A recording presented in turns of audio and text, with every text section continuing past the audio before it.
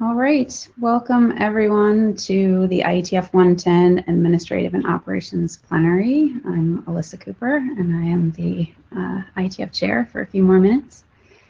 Hopefully everyone's having a good meeting and I think we can kick off. Next slide, please.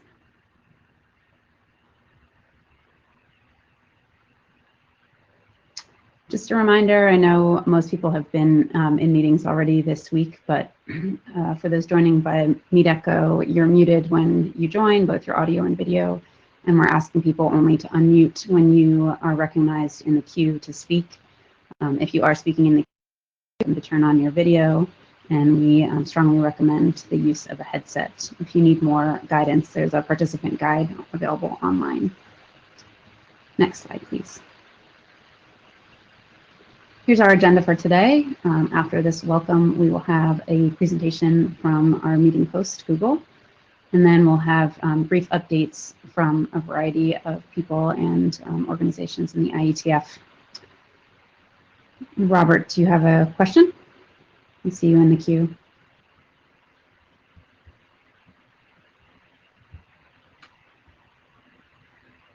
No, apologies. It was just a side effect of joining. Okay, welcome.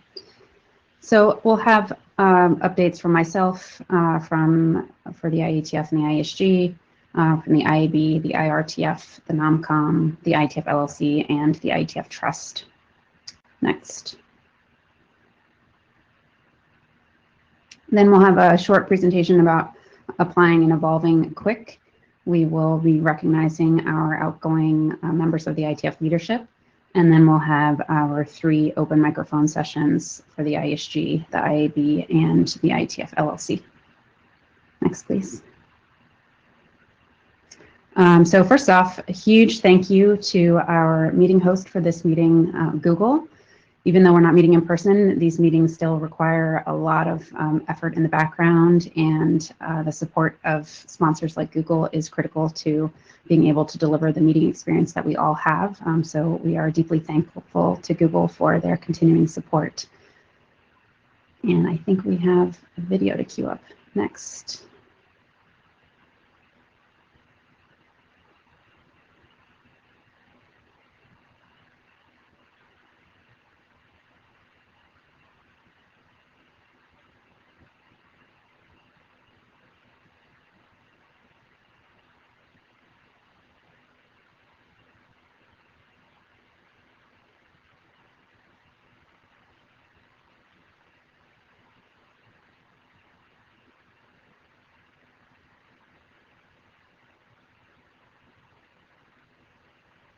Hello, I'm Vince Cerf. I'm Vice President and Chief Internet Evangelist at Google, but some of you might know me as one of the fathers of the Internet.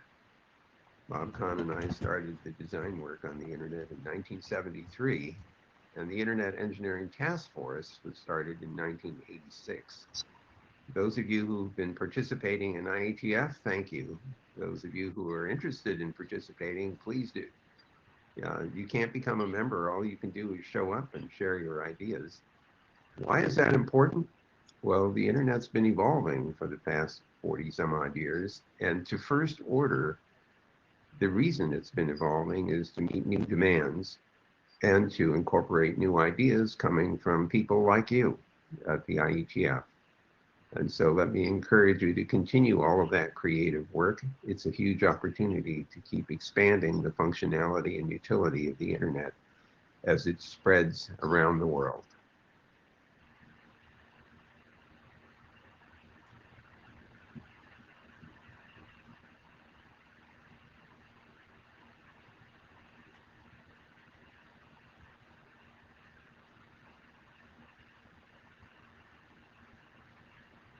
Excellent. Well, that was very inspiring to hear from Vint. So thanks again to Google. And I think we can move on.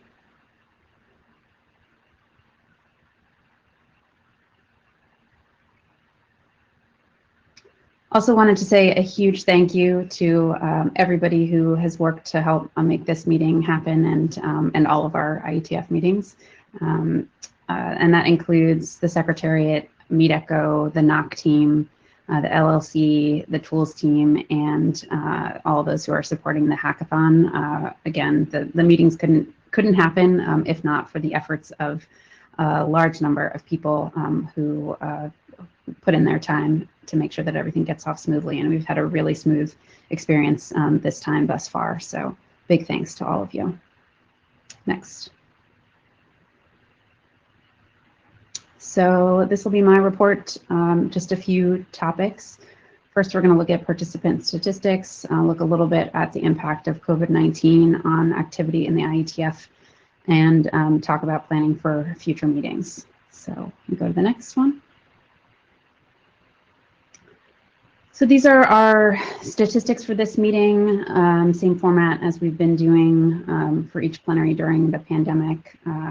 We have a good number of registrations here, north of 1,200, and we're pretty steady on the fee waiver numbers as well. A lot of people participating in the hackathon virtually, even though we can't get together in person, so that's been great. And these are, especially for the meeting itself, these are the registration numbers. We'll have more detailed attendance numbers that get posted after the meeting's over once we can identify actual attendance through the whole week. You can see here also the country breakdown. So we have fairly typical split for us, but if we go to the next slide, we can look at this in more detail across the last couple of years.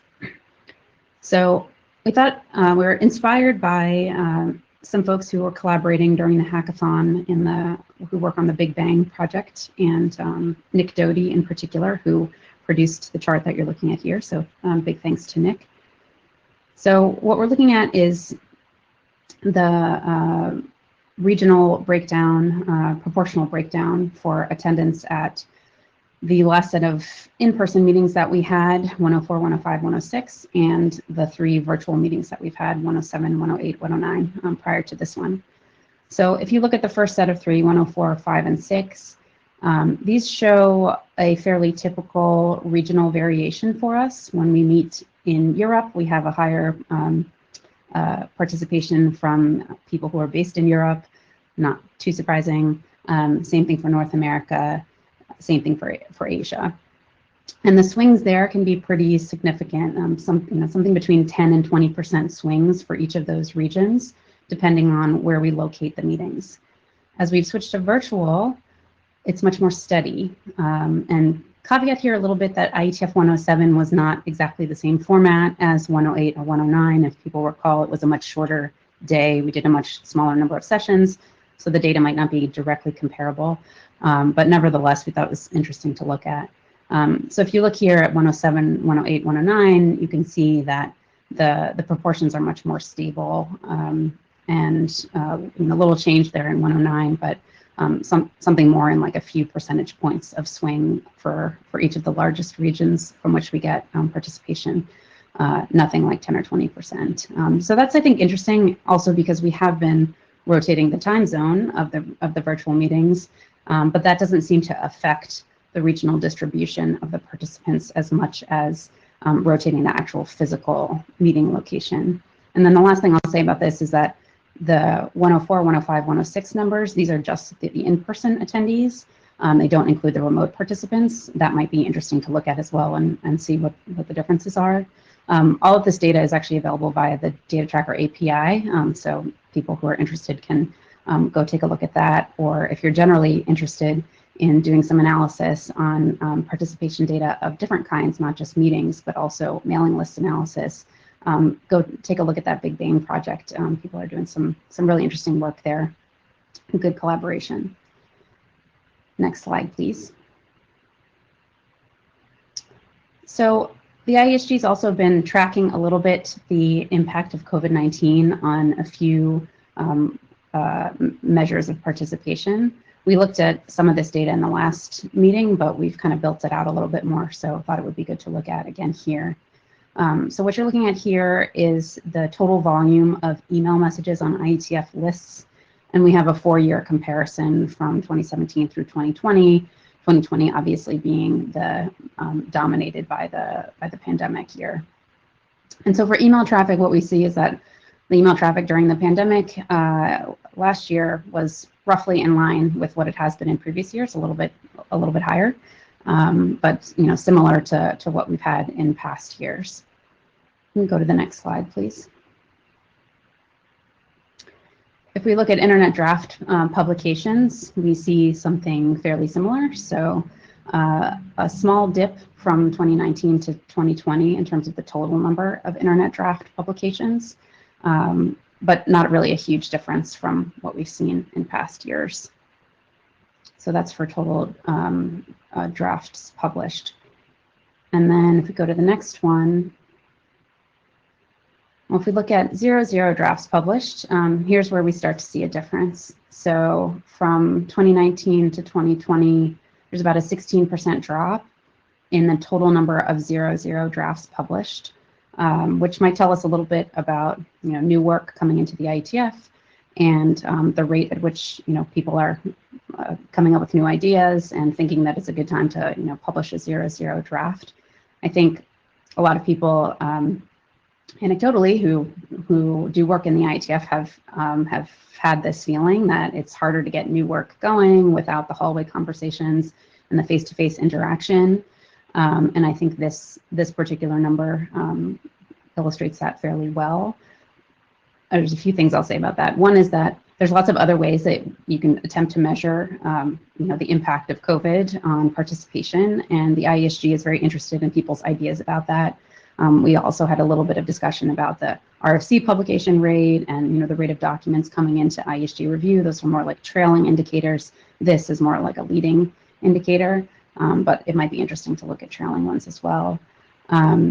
And we're also really interested in people's thoughts and ideas about how we can try to make up the difference when we can't meet in person. So if people have good ideas for how we can sort of re-stimulate some of this new work activity, or whether you even think that this isn't accurately capturing a trend of it being more difficult to start new work, that would be, we're super interested in people's ideas for that. So please come to the mic at Open Mic, or you can reach us at our email address iesg@ietf.org.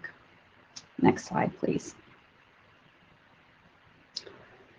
So planning for future meetings, people may have seen that the decision process for whether IETF 111 will run in person or not began with community consultation last week. It may have been the week before, actually. I'm not sure if it was last week when we wrote the slides, or it actually was last week.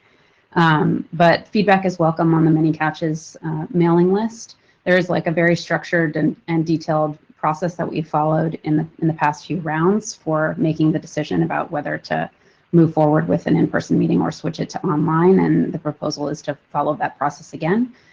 So those who are interested, please check out the proposed process, and feel free to send your comments about it to that list. Next. There's also a few other ways to provide more detailed feedback on specific aspects of meeting planning. So if anybody's having any kind of issues at all at this meeting, technical issues or otherwise, you can send email to support@ietf.org. That is the one unified ticket queue for all IETF support requests now. Please avail yourself of that if you're having any trouble during the meeting. If you have feature requests for MeetEcho or for other IETF-related tools, you can send those to Tools Discuss, and they will be triaged there. As always, there will be a meeting survey that comes out at the end of this meeting. So if you want your input to be incorporated into future meeting planning, then please fill out the survey when it gets sent around. And then for a bit longer term meeting planning, we still have the Stay Home, Meet Only Online working group, the SHMU group. It met yesterday, and there's a bunch of different topics within scope for that charter. There's discussion about meeting fees for online meetings, asynchronous meetings, potential future discussion about the overall meeting cadence and length, what to do with the hackathon when we're all remote, considerations for cancellation. There was some previous discussion about the show of hands tool and MeetEcho. So lots of good discussion happening there, and if people are interested, the list for that group is also the Many Couches mailing list. Next slide, please. We also have a bunch of other information covered online. We didn't have any appeals this time, so we don't have anything covered there. But reports from the IAB, the LLC board, the Secretariat, and IANA are already or will be available in the data tracker. And we have updates now and again on the IETF blog as well. Next slide, please. All right, ready for Maria. Yeah, hello everybody from my side. So I only have a very short brief update. I only have 2 slides and we can move directly to the next slide. And one more, actually, this is only like the cover slide. So as always, and as Alyssa just said, we have uploaded a report to the community, which is part of the proceedings. You can find all the boring administrative details in the report there. And we have another meeting tomorrow, which is the IAB Open meeting. We do this for a couple of IETF meetings now. And we take this as an opportunity to have more technical discussions with the community, to tell the community what we're doing with respect to documents, workshops, and programs, and also to get input from the community. That session will happen tomorrow afternoon, so hope to see you all there and have some more discussions there. If you have any questions about the report, just send an email to IAB or to me directly. So next slide is already my last slide, and it's just a couple of quick announcements I want to make. So first of all, the IAB has reselected me as the IAB chair. Thanks very much. I'm very happy that I can serve in this position for another year. This is also mentioned in the report. And we have some more appointments we made between the last meeting and this meeting. One is that we also reappointed already a couple of weeks or actually months ago, Colin Perkins as the IETF chair. We got a lot of good feedback about him, so there was like no other choice. And Warren Kumari is appointed for the ICANN Technical Liaison Group. But I also want to take the opportunity here to really thank everybody else who is serving as an important position and serving the community here. We're currently in the appointment process for the Internet Society Board of Trustees. So we basically, the IAB already selected the 2 positions. It's now for confirmation with the IESG, but it will only be announced later in May because we coordinate this with ISOC. And then one last announcement, we have created a new position which is called the IAB Liaison Coordinator position, and we have created a new mail alias that you can use to post any kind of questions or information about liaisons to us. We are currently in the process of reviewing the liaison management process and the liaison oversight setup. So you will hear more about this in future.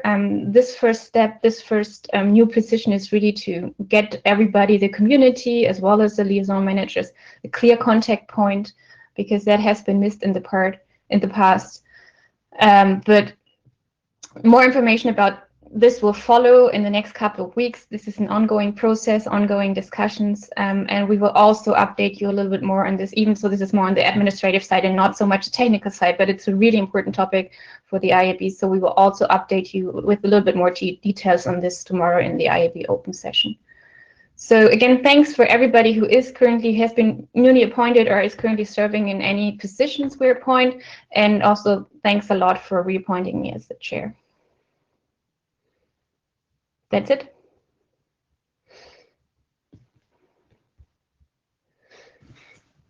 Okay, thank you, Maria. Next slide, please. Okay, so my name is Colin Perkins. I'm the IETF chair, and I'd like to echo Maria's thanks, and thank you again for the reappointment. And I'm looking forward to continuing to work with the community for the next couple of years in the IETF. Next slide, please. So as I'm sure most of you know, the IETF is a parallel organization to the IETF that works to encourage collaboration between the research community and the standards community.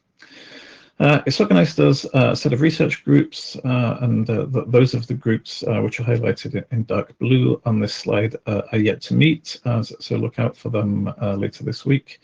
We've just had a really interesting session from the Quantum Internet group, so I think there's some really nice research happening here. If you want to know more about how the IETF works, RFC 7418 is a really nice primer for IETF participants to introduce the way that the research groups work. Next slide, please. In addition to the research groups, we also run the Applied Networking Research Prize in cooperation with the Internet Society and with sponsorship from Comcast and NBC Universal.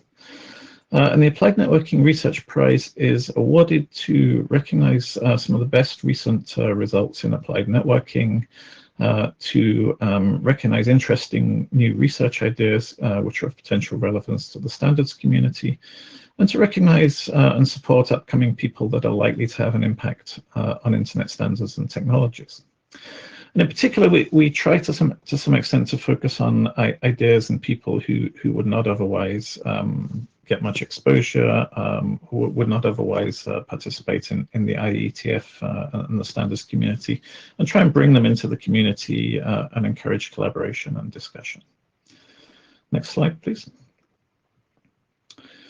So we had two of these prize-winning talks earlier in this week. Francis Yan from Microsoft Research, formerly from Stanford University, gave a talk on his work on applying machine learning to video bitrate adaptation. And Audrey Randall from UCSD gave a talk on DNS caching and privacy.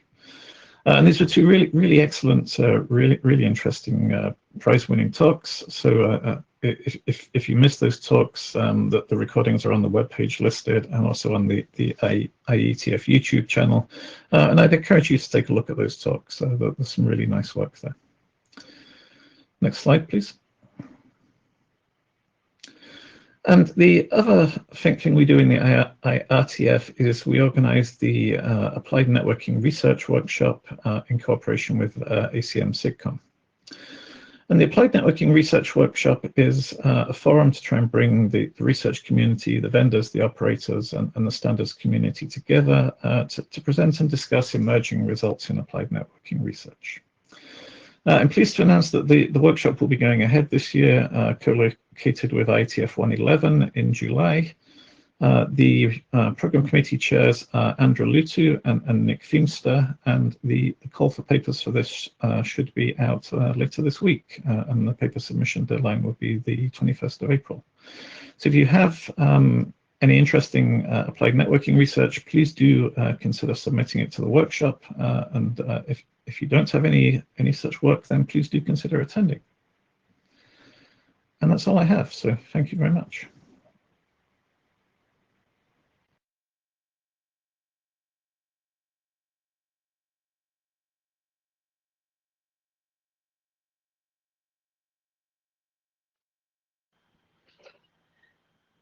All righty, I guess it's my turn now.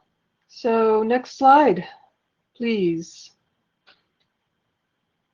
And next slide. Thank you, my term is done. I am now going to be, unless something happens and somebody needs a sudden nomination, I'll be looking forward to whoever Andrew manages to rope into becoming the next NomCom chair for 2021. But I just have to say, it really actually was a pretty easy experience, and I just don't know what problem all of y'all have in not just volunteering en masse and reaching out to Andrew. But anyway, it was a good experience. The voting members were wonderful. The liaisons were wonderful. The interviews using Calendly to set them up turned out to be pretty easy. The IETF provided WebEx worked great. The nominees were wonderful and followed instructions.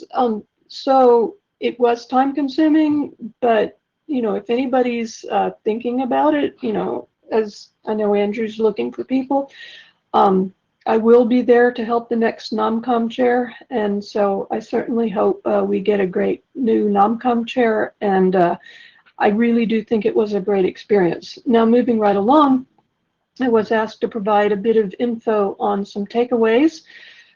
Next slide, please.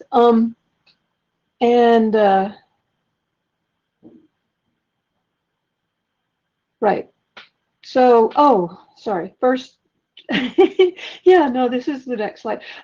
Just, if you're wondering about what I think the required skills were that got me through this past year of NOMCOM, this is the list. I know that the RFC actually said that somebody needed to have a good sense of process, but trust me, there are so many people, helpful people on the IETF email list who are just perfectly willing to help you out with process. That really doesn't need to be the strong suit. It certainly wasn't mine. Okay, so next slide.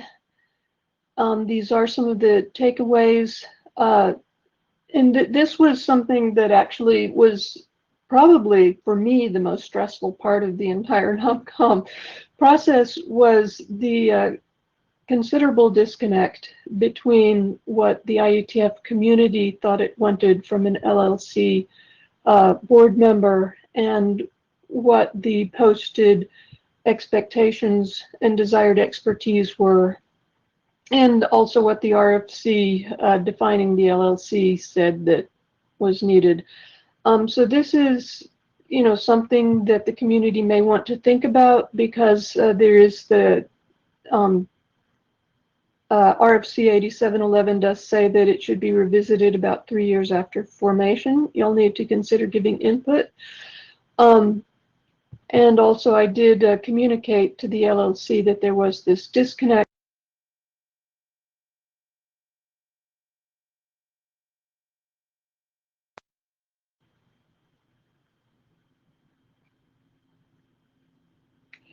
I think it reconnected. Okay, so I was saying that, I do think that the LLC is working on getting better communication. I know I've noticed a lot more from Jay. I've noticed a lot more from Jason. I've noticed people, are being invited to the open part of the LLC board meetings. And so if you feel that there's this disconnect, I strongly encourage people to take advantage of these opportunities that are being presented to all of us in order to take your step in being better connected. Next slide.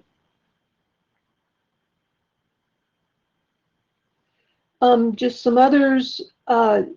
Some people in the community thought it might be useful if they had some more information on what people wanted to accomplish as part of being a candidate for a particular position.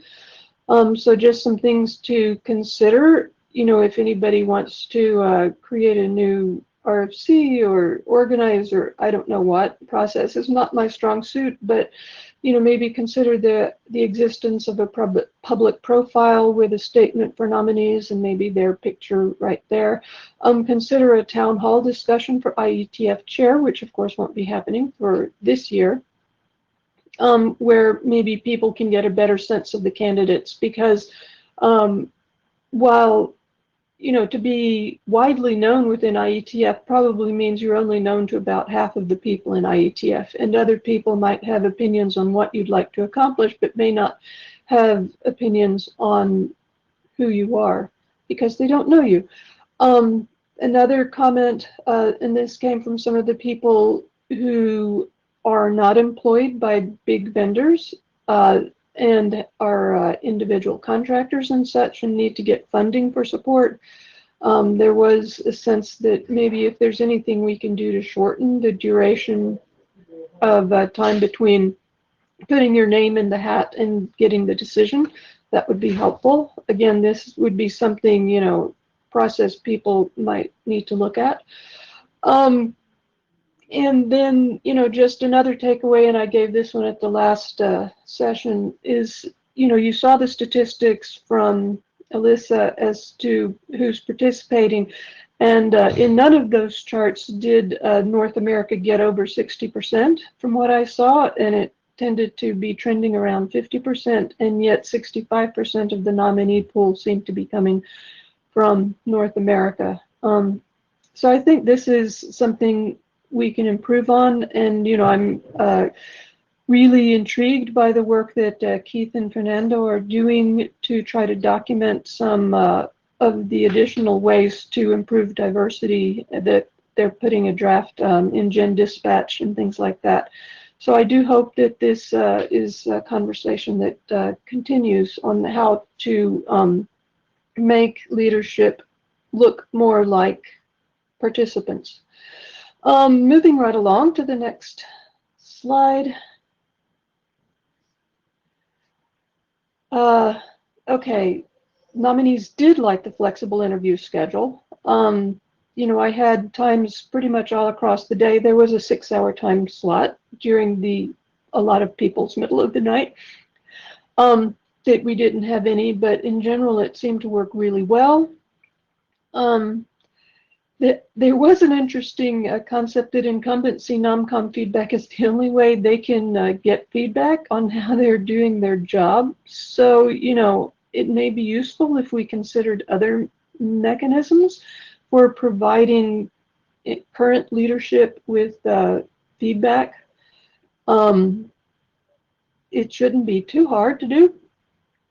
I think it should probably, feedback should be separated from nomcom. Nomcom really is not the best way for feedback to happen.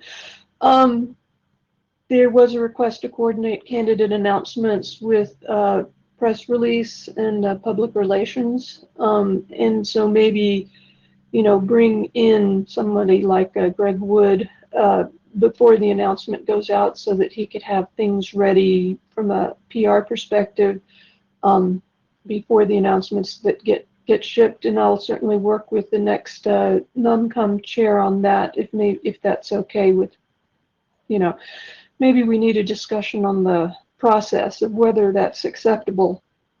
And then, one thing I'd like to get help from that would be really good from a tools perspective is we've got to get rid of the 77-column pre-wrapped ASCII for providing questionnaire responses, and it would be really nice if we had a web form.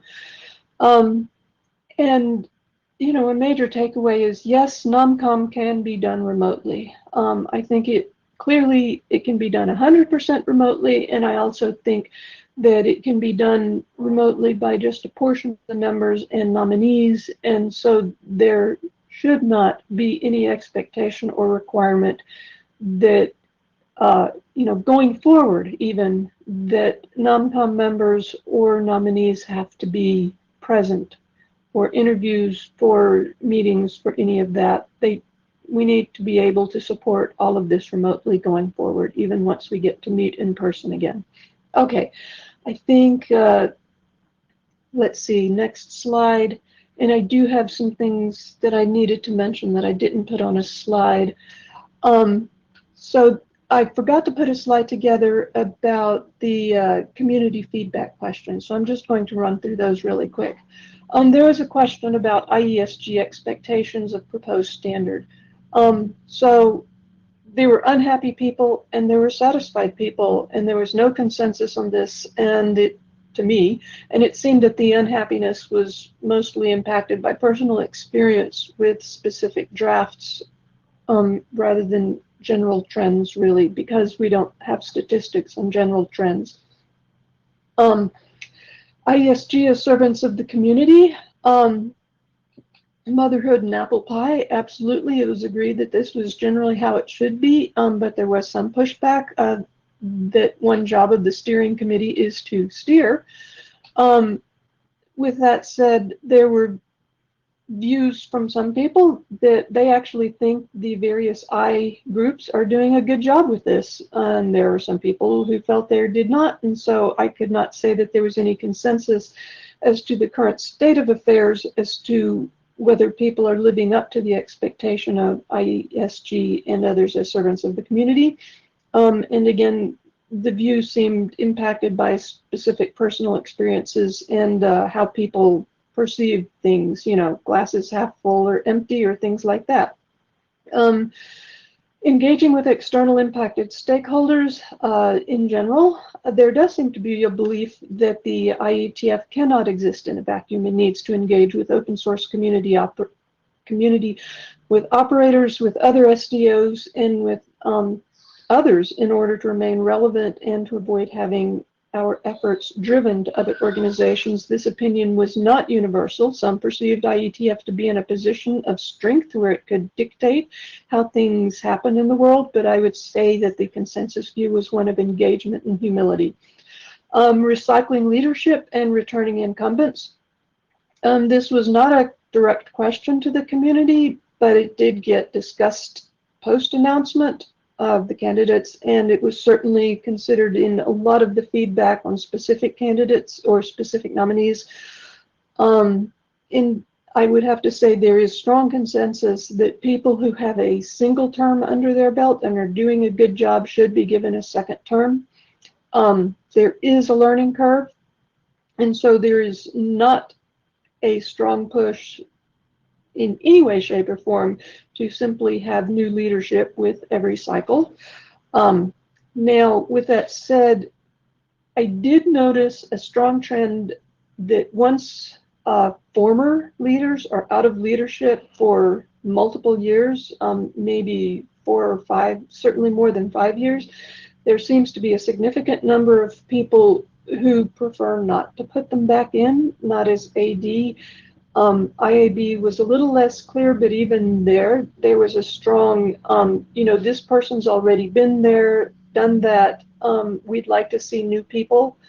And that doesn't mean that people who have been leadership in the past shouldn't try, but I can say that there was a fairly strong feedback of that ilk. There is a strong sense that IAB seems to be a place where ADs go to retire. But even there, you know, there's a difference between if you're a recent AD or a current AD who's stepping out of an AD position, there's a lot of support for those people. And so there wasn't a push to not do that in the IAB. But, you know, again, the recent people, the feedback that I saw was different from what I saw for feedback of people who had been ADs a while previously. And that simply is what it is. And I can't speak to necessarily why that is, but I did see a lot of that. And so, you know, I hope the next NomCom chair has as good luck as I did. And y'all have fun. It's not my job anymore. Bye.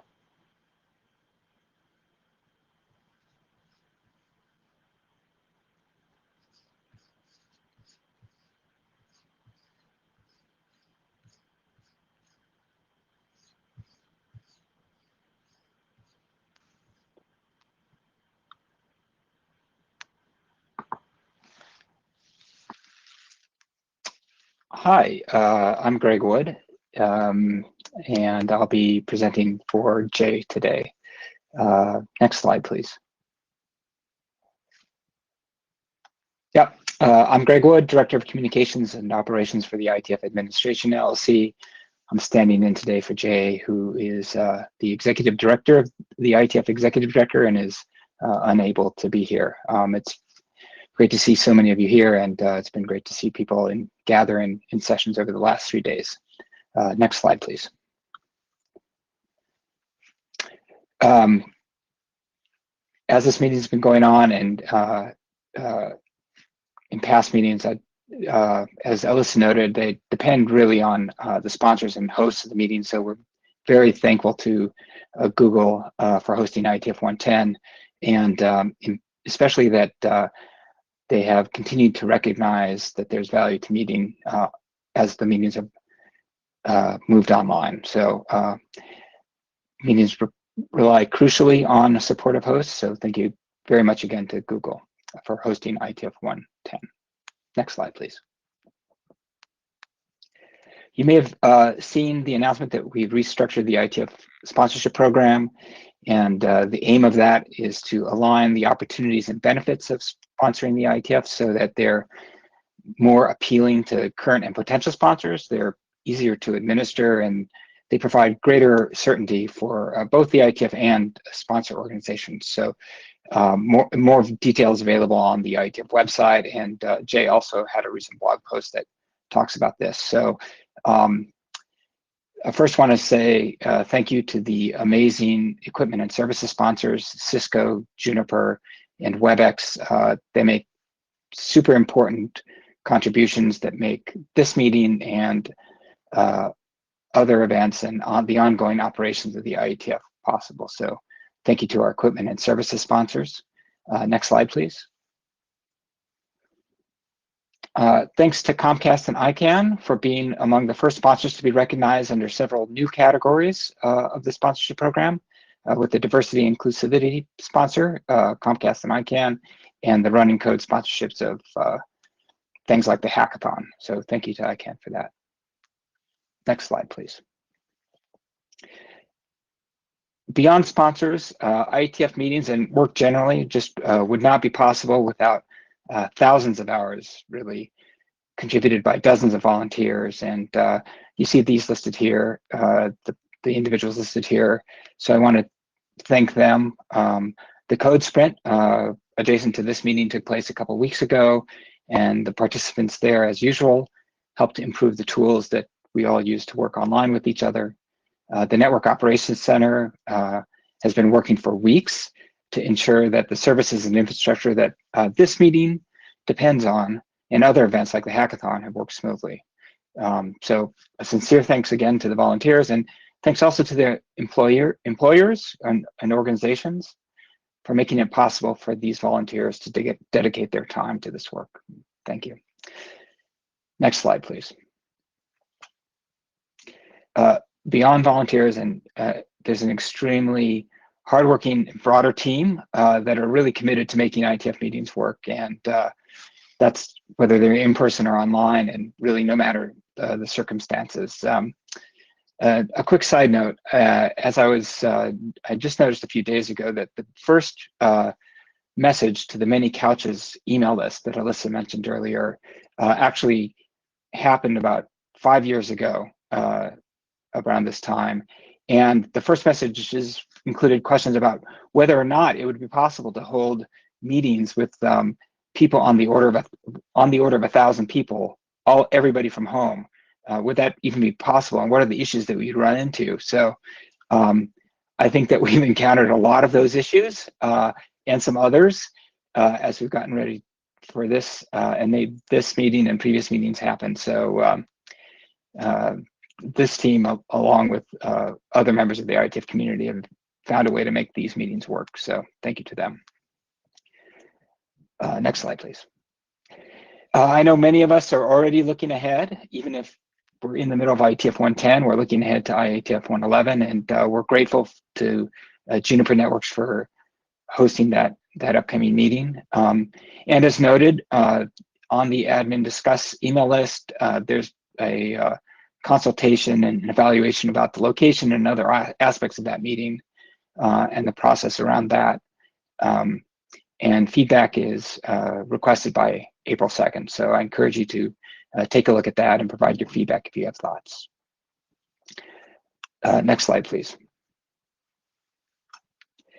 And Juniper, of course, is an IETF global host who, along with Cisco and Comcast, Ericsson and Huawei, NBC Universal and Nokia, they reflect the highest level of commitment among all IETF sponsors. So as global hosts, it's really these sustaining partnerships that ensure the continuity of IETF meetings. So thank you to all of our global hosts. Next slide, please. This is just a quick rundown of the upcoming IETF meeting schedule and plans. If you or your organization are interested in sponsoring an upcoming IETF meeting, I encourage you to contact the sponsorship team at the email address you see there. Next slide, please. And here's a very high-level recap of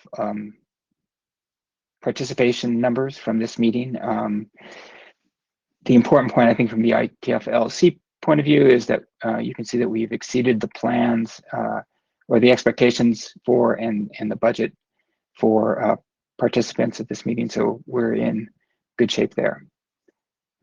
Next slide, please.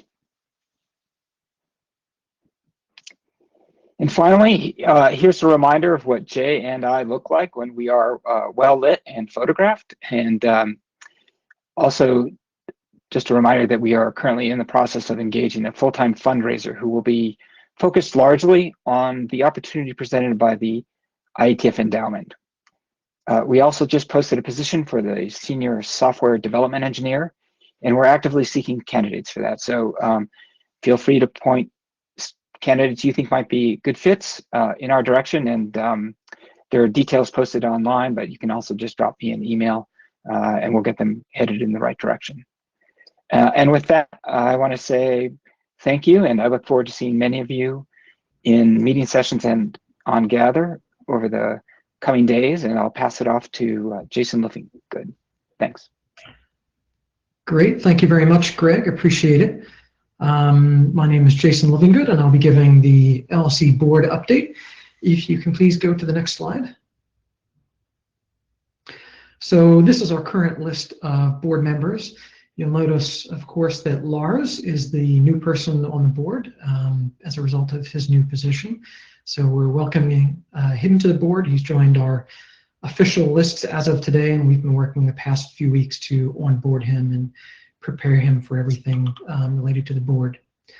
Next slide. Of course, we very, very, very much wish to thank our outgoing board member, Alyssa Cooper. Of course, she was not only the IETF chair, but she also served on the LLC board for several years since its creation, of course. And I think it's important to go back and look at the entire sort of life cycle of the process for IASA 2, if you will.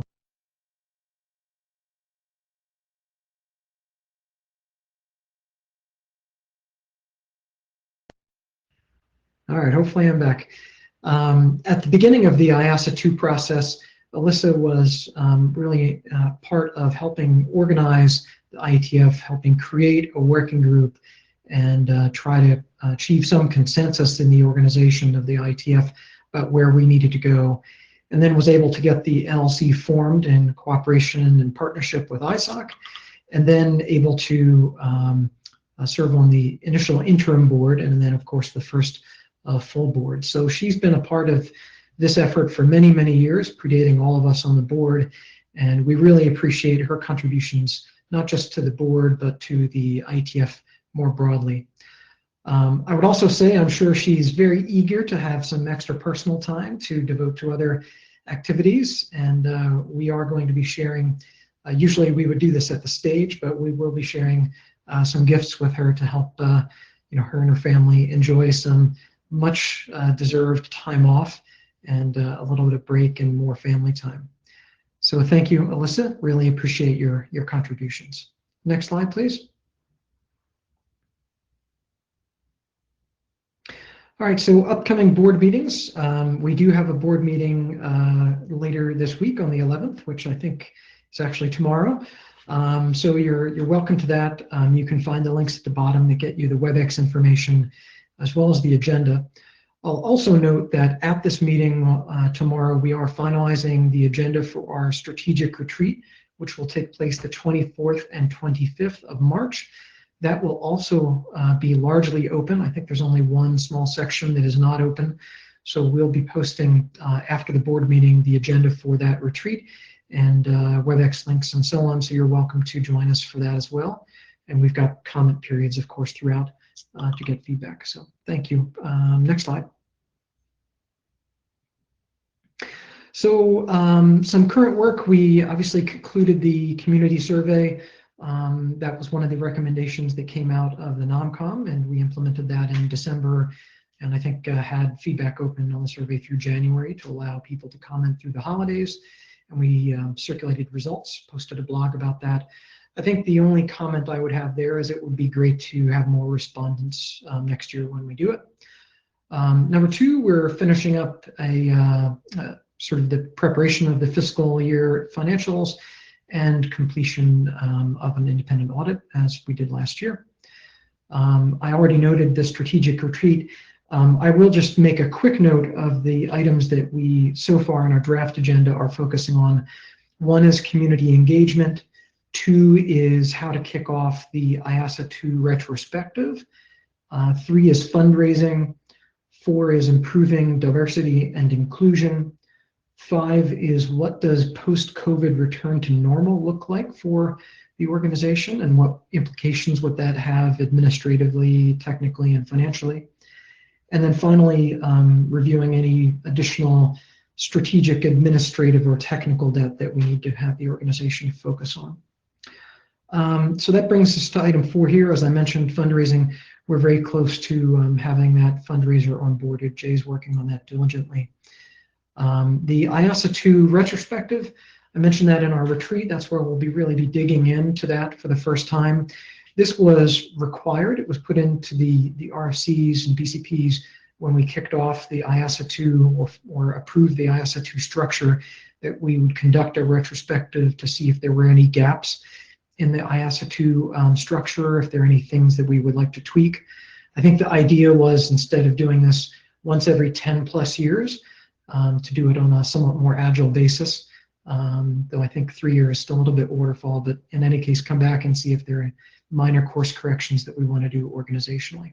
And of course, if there are, and identifying what those are, going to require a lot of community consultation, and sorting out how we're going to want to work that is something we're going to work on soon.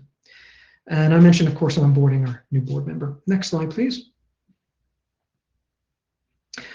So these are the latest financials based on December balances.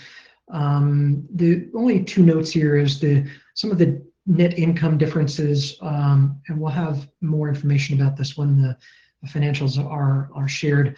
This is largely due to when we are recognizing the revenue from the Internet Society.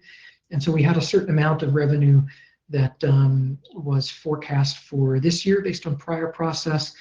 However, based on the new deal with the Internet Society, those funds are actually coming in the first quarter of this fiscal year, and there'll be more funds, of course. So that will explain some of those differences. We'll explain them in the notes when the fiscal year is closed. And then on investments, the only thing I will note here is don't expect returns like that in any other year. We really lucked out in a way. I mean, it was really the result of good planning, but some of it was luck. In essence, when we got our investment funds from the Internet Society, they were all kept in cash until such time as we completed the investment policy. And once we did have the policy that said how we would invest and what our diversification would be, then we had to decide over what time period to invest. And because of the COVID-19 pandemic beginning last year, the stock market in the late first quarter really took a nosedive. And so as a result of that, we felt that represented an unprecedented opportunity to buy into the market. And so working with Goldman Sachs, our investment advisor, we decided to pull in some of our planned investment timing, and were able to benefit from the uplift in the stock markets globally since that time. So great benefit now, but don't expect returns like that in the future, especially given our conservative investment profile. Next slide, please. So these are all the ways you can get in contact with us. Next slide. And that's it for now. Thank you very much for your time.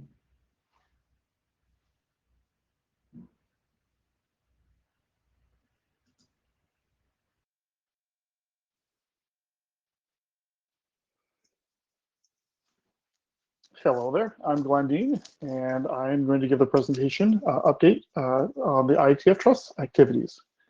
Next slide, please. Next slide, please. So the IETF Trust is made up of 5 members. I'm the chair. Kathleen Moriarty is our treasurer. The other trustees are Joel Halpern, John Levine, and Stephen Wenger.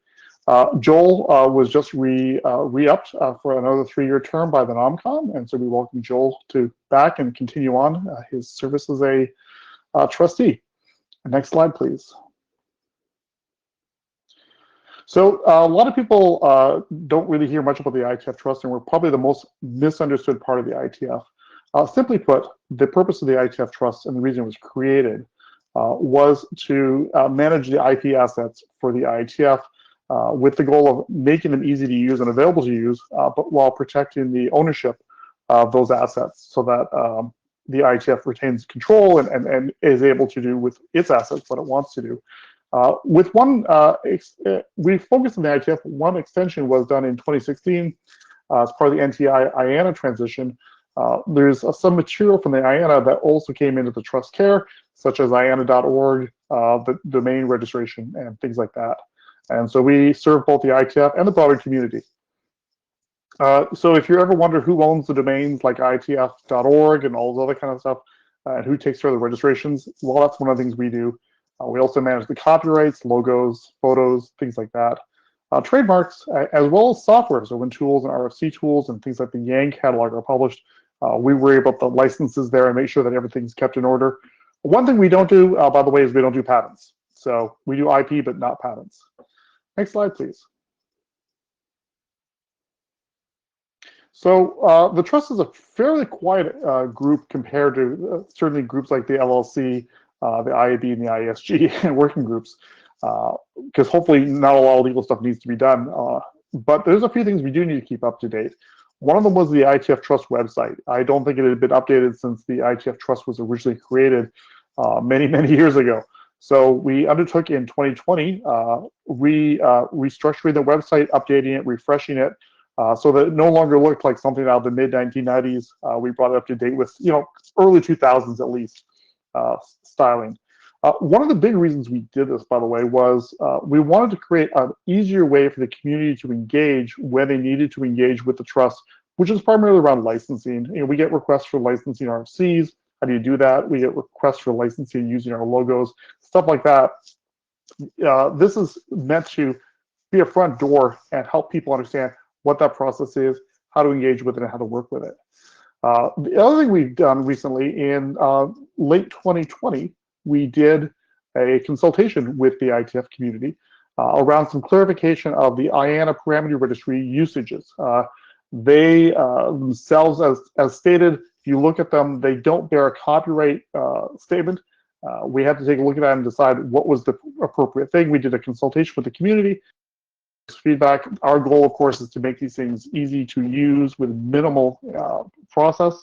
And so in keeping with that, we've heard from the community, and now we're working with IANA and ICANN Legal to get the actual implementation, the right way to label that material on the IANA parameter registry site, and make sure that we get the stuff that we want included in the open access, and make sure the things which we don't have the rights to or need to be bracketed off and protected because maybe the IETF doesn't have rights over them to say what the rules should be, are correctly implemented. So we're working with IANA. Expect something to be coming announced hopefully in Q1 or early Q2. I guess we're getting pretty close to Q2 2021 on that.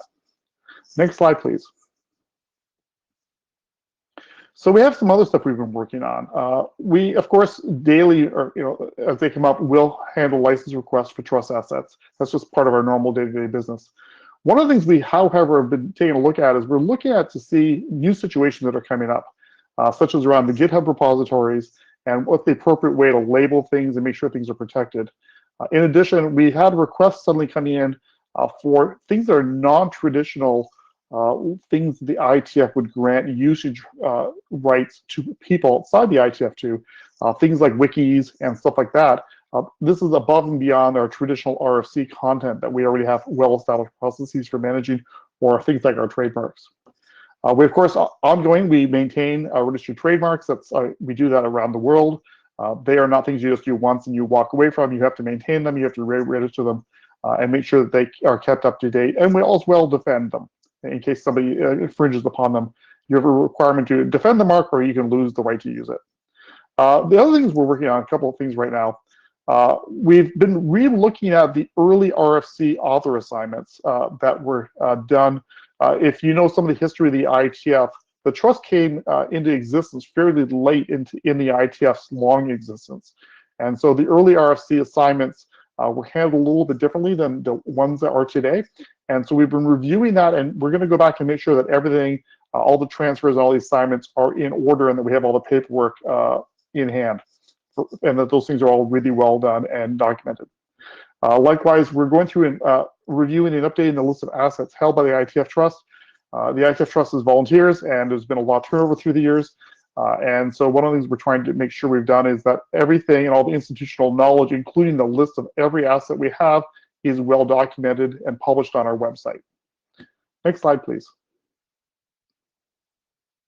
Finally, if you need to get a hold of us, there's a really spiffy new design website, trustee.ietf.org, or you can email at trustees@ietf.org. Thank you.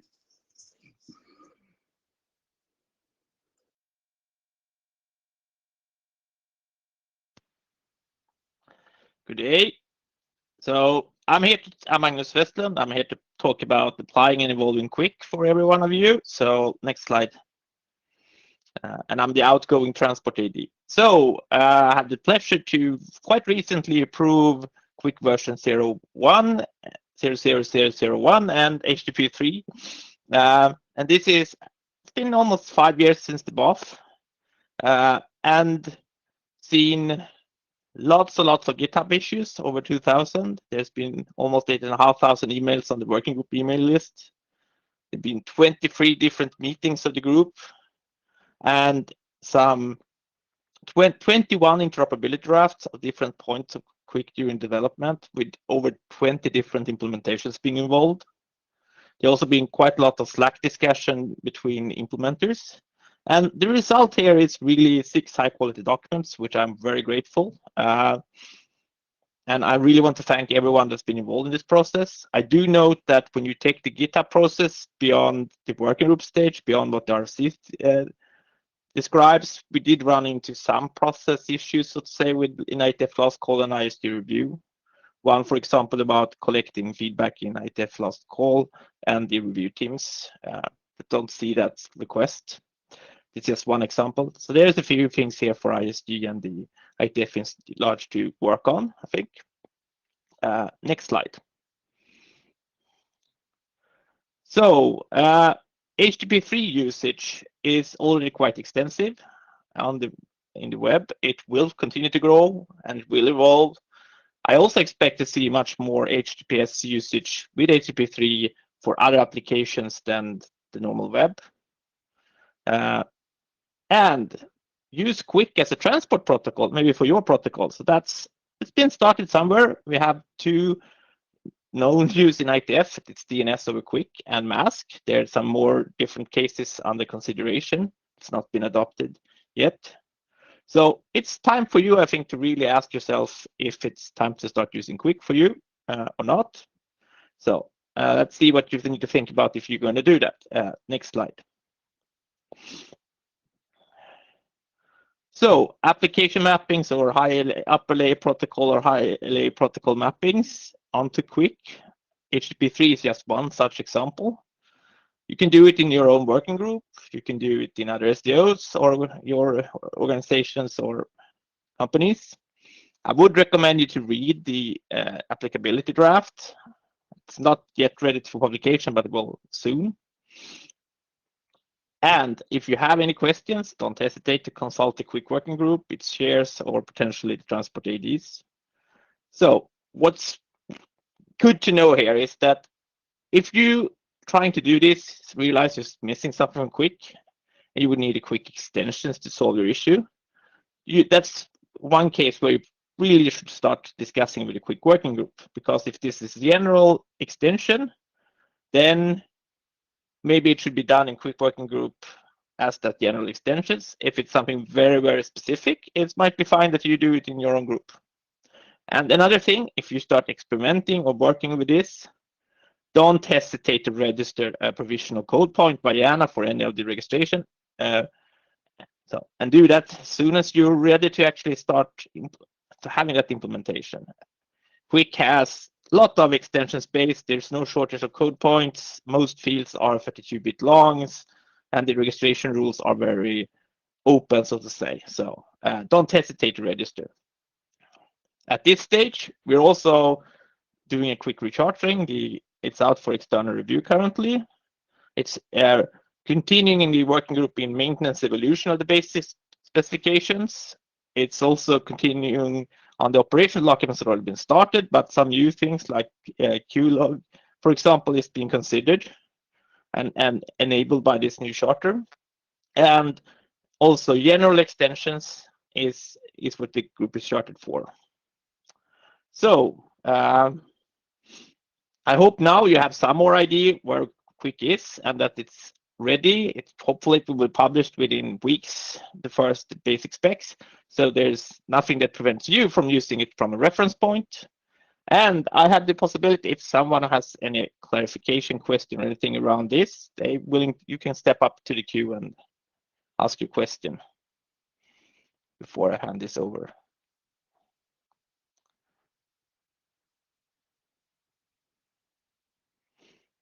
So seems that was clear enough. Thank you. Let's go on. Yes, thank you, Magnus. And then it's actually back to me at this point. And we go into the recognition part. If we go on the next slide, we start with the IAB. We have this time 4 outgoing IAB members, and one of them is, of course, Alyssa, who has, as the IETF chair, has also been a member of the IAB. I have to say, I really enjoyed working with her the last year, but also the years before where I was an IHG member and so had like even closer contact with her. I think she has like a very pragmatic approach very often, and there has been some very difficult decisions she had to take in the last couple of years. But she's usually very good in like kind of listening to the discussion, but then also finding the right point of time where the discussion maybe just goes in circles and she can make a pragmatic proposal to move forward. And that's kind of, that's a skill which I admire. Maybe that's my German gens. But I think that was also a skill that was very useful on the IAB and in discussions we had over the last year, where she was always actively contributing, bring in our own views, but also views in her position. So I think she will be missed there, and we'll see if Lars can replace her in that sense. But like, as he's German, I have some hope. But I also want to thank all the other 3 IAB members who are stepping down this time. Stephen has been on the IAB since 2019, but similar to Alyssa, I have been working with him on the IHG before. I'm always fascinated because he seems to read really all the drafts that come up in the IETF. He's always on top of things. He's always on top of things that happen in the IETF, but also outside. So he's been very active in bringing topics and current things that happen in the world to the IAB in order to figure out if the IAB needs to discuss it and needs to have a position. So in order to replace that kind of service he provided, I think we all on the new IAB have to work together and replace him. But you know, Stephen, if you want to push an email to the IAB from time to time, make sure we're aware of the right things. That we still happily take that. But also besides that, Stephen has been very active on the IAB. He has created and chaired the Model T program. He has been active on the last workshop we had last November, and he's usually one of the persons who raises his hand if there's any kind of admin tasks that need to move forward. So thanks a lot for that. And Mark actually has been kind of equally active, I have to say. Mark has been on the IAB since 2017. He has been very active in the IAB, but I think he's also very active in the IETF as a whole. Really tries to drive things forward. Really tries to make the internet better, and also brought, like in that sense, his views into the IAB, and have been very active in the IAB in different positions. He was a member of RSOC. He has been the W3C liaison for a while, and then switched over in the Shepherd role. And he's also one of the persons who's kind of active in every decisions and take up tasks if needed. So thanks for that part, and thanks for engaging very actively. And then Jeff together with Mark and Alyssa and Yari actually has also been on the IAB since 2017. So as like 3 of those 4 people are stepping down, and like Jeff was also one of the persons who was like bringing in kind of this knowledge from like the last 4 years and the experience, and he was always a good person to ask if you need to know about something that has been a long-term activity on the IAB or has been discussed in previous times. So that's definitely something where we will miss him, and I think Yari has to now pick up the remaining responsibilities here and step in for all of them. So again, thank you all 3 of you. You might wonder now why there are these glasses on the slide. And on the one hand, this is a little bit a reminder that like the last year, I think was quite challenging for all of us. But on the IAB, I think it was also challenging, especially for new IAB members, to get to know each other, because we usually have those retreats, or we also meet in person at other meetings where we really get to know each other a little bit better. And the retreats give us enough time to talk about technical stuff, about topics that needs discussion, but it has also a really important role where everybody sits together and just gets to know each other a little better, and we work together as a group and get to know each other. So that was definitely missed out. We try to have some social involvement, but I don't think that could replace it fully. So what we will do here is that all of you will get shipped some nicely IAB branded glasses and the respective liquid that fits into these glasses. So at least you can at home have a little drink, remember your good times on the IAB, and cheer on the IAB time. And then hopefully we all can have together a drink, even so you might not be on the IAB at that point, or you will not be on the IAB at that point of time anymore. I think we can hopefully all have a drink together when we're back in person somewhere. So thanks a lot for your participation in the IAB.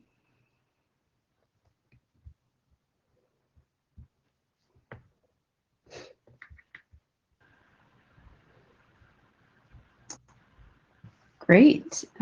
So we also wanted to recognize our outgoing IHG members. I'm going to recognize my co-ADs here first. So Barry, Deborah, and Magnus, they share the distinction, I think, if I have my information correct, of each having served 6 years on the IESG, which is a long time, I can tell you from experience. And they were not all consecutive. So Barry and Magnus each served prior terms previously and then came back for a 3rd term. Magnus, going back to 2006, I think, was when he started his 1st term, and Barry in 2012. Deborah served her 6 years consecutively, so a sort of different kind of glutton for punishment there. But just based on the depth of that experience, we will really be losing a lot with these 3 stepping off of the IESG. I think for Barry, this time around, thinking about it, Barry and I were co-ADs previously in the art area, and thinking about the art area in the last couple of years, it's been a little bit quieter than it was maybe in the heyday. But there were a few really significant milestones that Barry helped to shepherd. The CAPWORT working group has completed the CAPWORT architecture and the CAPWORT API. Not the easiest set of documents to get through, so that was pretty significant. And then very recently, Barry also shepherded the process of taking RDAP to Internet Standard.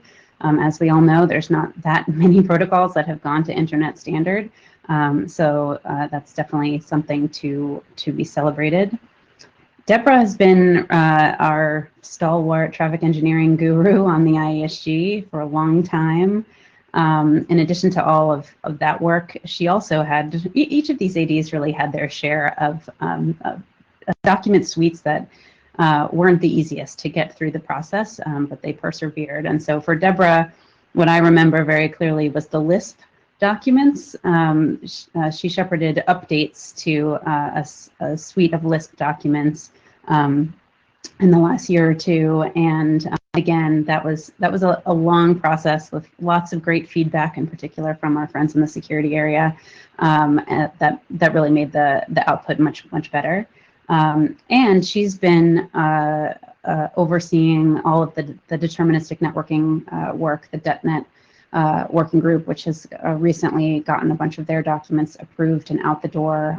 Really a major innovation for performance guarantees in single networks. So that's a very exciting set of developments.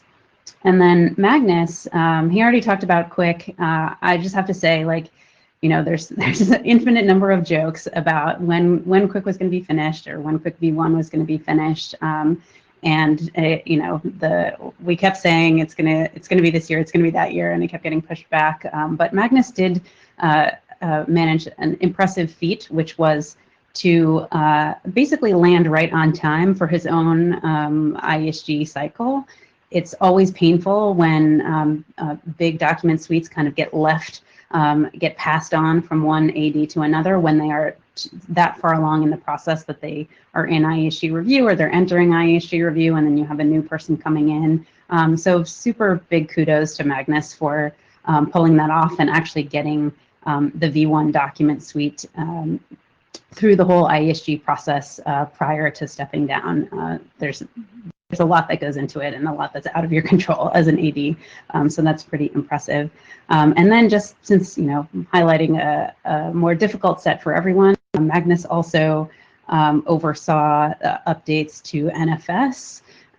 Again, not the easiest. One of those documents was 560 pages long, and I think probably the longest document that has come through since I've been on the IESG for many years. And you can only imagine, if you weren't on the inside of that process, the trickiness of trying to get a BIS document done at 560 pages. So again, very impressive, and I know I will miss working with all of you, and your presence will be missed on the IESG, but I know that everyone will continue to see you in the community and contributing in different ways. And so really thank you for your service.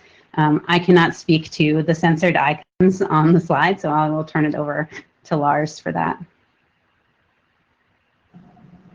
Hi, thanks, Alyssa. I hope you can hear me. Yeah, so we snuck that on there to surprise you a little bit. So what this is a gift to the outgoing ADs, as you can imagine. And we unfortunately can't show them, not because they're censored, but simply because they aren't ready. So we're getting digital caricatures made that you can use as your avatar, or you can like get them, or we're actually going to send you a framed version also. So the participants should look out whether your data tracker picture changes soon. I think they're going to be great. The artist, unfortunately, was a little overwhelmed and couldn't get them done in time. So that's what that is, in case you were wondering. Next slide, please. Right, so last year I'm the incoming IETF chair, and I want to spend yet some more time to praise Alyssa. So Alyssa became the 9th chair of the IETF in 2017, as most of you probably know. She served for 2 terms. She was also our first female chair, and before that she served on as an AD on the IESG, and she served on the IAB. And during those 4 years and overlapping with some of her time on those other bodies, she oversaw quite a few sort of really important changes to the organization that had sort of internal and external impact. So Jason already talked about the whole IASA 2.0 process and the establishment of the LLC. And Alyssa had a fundamental role here, both as a member of the IAB and ISG, but also then as chair. And she also sort of helped significantly improve the funding structure, working with ISOC to align the funding stream from ISOC to the IETF and stabilize that, which is sort of setting us up for a hopefully much more comfortable future. On the technical side, there's a lot of technically important work that happened with her at the helm. A lot of the post-Snowden security and privacy milestones that we worked on, so TLS 1.3, the ACME work, DOT and DOH, all happened under her chairwomanship. Magnus talked about sort of major evolutions to the web stack, such as Quick. There was also WebRTC, which is a similarly sized piece of work that was done while she was chair. And the struggle that's still ongoing of how IETF working groups use GitHub started under her chairwomanship and then got sort of formalized into the 2 RFCs that we're now using to blueprint this work a little bit better. Externally, Alyssa was extremely good. She played a key role in the successful transition of the IANA functions. She chaired the ICG, the IANA Stewardship Transition Coordination Group. She dealt with a lot of geopolitical consequences of the Trump administration. There were travel bans, there were export restrictions that led to consequences for who could meet and who couldn't meet anymore in closed doors. That had a lot of standards bodies very worried for a while. And then finally, COVID happened, right at the end of her second term. And so she helped the organization through that entire experience, which surely wasn't easy. And throughout her service in the various IETF leadership roles she's held, and especially I think most recently as chair, what I most admired about Alyssa was the dedication that she showed to the success of the IETF and the success of the overall multi-stakeholder model of the internet governance. And I think this has come through time and time again. And I mentioned she shepherded the organization through some really significant internal and external transitions. And I think that many of us will agree that she's put us on a course, I think, that will have a very positive momentum for years to come. And I will certainly benefit from that, I hope. And what I personally admire most about Alyssa is the clarity with which she communicates, especially when she's in the spotlight and under pressure. And she continuously sought and found consensus, even when very difficult decisions needed to be made. And I think that is, upholding the core values of the organization. And I can only hope to measure up to the example that she's been setting over the last few years. And with that, I want to pass it over to Alyssa in case she wants to say a few words to us. Well, thank you. Thank you for those kind words and the praise. It's truly humbling. I really just wanted to thank all of you, actually. I think the internet is a marvelous invention, and every day it still strikes me how it's changing the course of humanity, basically. And a lot of that comes down to all of you and the work that you've done, the collaborations that you've had here in the IETF, and the creations that you've put out into the world. Like, it's totally breathtaking to try to stand back and take it all in. So I am incredibly gratified to have had a little tiny opportunity to participate in that and try to affect a little bit of change here and there. But mostly I'm just humbled and honored to have been a part of this community and to have been able to play a role in the evolution and the history making of this thing that we call the internet. So thank you to everybody in the whole community for that. And to Lars, I wish you all the best. I have complete confidence in your success. And if you ever need to let off steam, which I'm sure that you won't, because nothing about this job requires the letting off of steam, I think that you know how to reach me. So thank you again, and I'll turn it back to you. Thank you. And normally this would be the point where we all sort of get out of the chairs and give Alyssa a well-deserved round of applause, which unfortunately COVID is robbing her of that experience. So instead, since we really can't do this in any meaningful way, I'd like to ask all of you, as you're sitting here in the plenary typing away in the chat room, to maybe take a minute or two and sort of send her an email. And thank her for her service in your words, and maybe remember an anecdote that you shared with her, or send her a photo that you have, and tell her yourself how you feel about her leadership in the last few years. Thank you, Alyssa. Before we continue, I sort of want to take a minute or so to introduce myself to you in case you haven't come across me yet as the incoming IETF chair. So my name is Lars Eggert. I work for NetApp. I'm German. I live in Finland. For the conspiracy theorists amongst you, I live in the same small town as Jari Arko. Talk about coincidences. I've been participating in the IETF since the year 2000. The 49th IETF in San Diego was my first one, which was the biggest one also. I was a PhD student at USC-ISI at the time and was sent to the IETF for the first time to present something related to IPsec. There was a research result out of ISI, and what I most vividly remember about that entire meeting was that Stephen Kent did not like that presentation at all. I kept attending anyway, eventually became working group chair in transport and then AD of the transport area. And fun fact, you can become an AD even without ever having published an RFC on the IETF stream. So in case you're worried about that, if that's a qualification, it's not. More recently, I chaired the IRTF for a number of years, and following that, I chaired the Quick Working Group. And as I get up to speed in sort of this new role, I'd like to invite the participants sort of to reach out to me, email me, or ask for a Zoom meeting, and let's chat about anything that's on your mind. This is what we would normally do in the hallways or the bar, which we can't do at least this meeting and possibly the next one. I'll also be in Gathertown, so if you see me there, before or after the sessions or in the breaks, reach out, say hi, and let's start chatting. And I want to thank you guys for the trust that you've placed in me. Next slide. Which I think we can go to the next one, which is the passing of the dots. So with this funky eyes slide here, the old ADs are off the hook. The new ADs are on the hook. Everything's transitioned over. I know Cindy in the background has been busy operating the data tracker, so all of us have like 20 million emails in their inbox informing us what has happened with various working groups and teams and so on. And as we stare at those dots, we're going to open the microphone lines for the ISG part of the open mic. Next slide, please.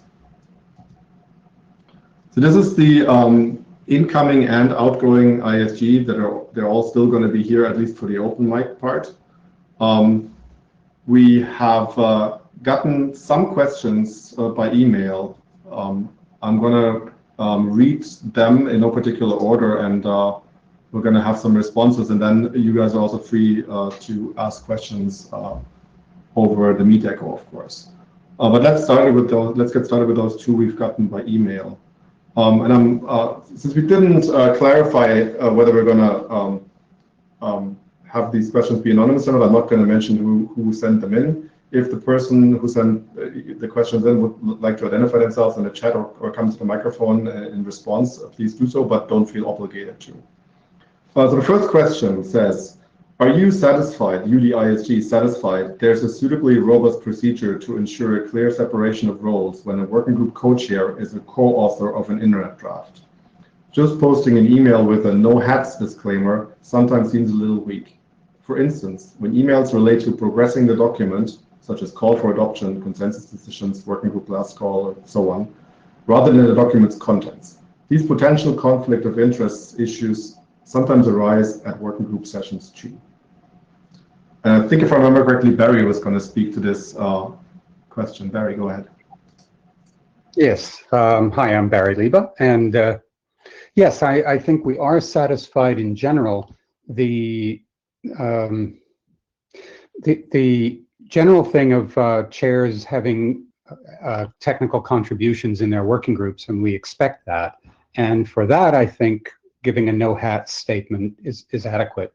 When a chair is an author on a document, that's why we have co-chairs, that's why we have responsible ADs, and there's always somebody to take over the management of the document process so that the author, the chair who's an author, does not have to make the decisions on consensus and any further processing of the document. So I think we're pretty good on that.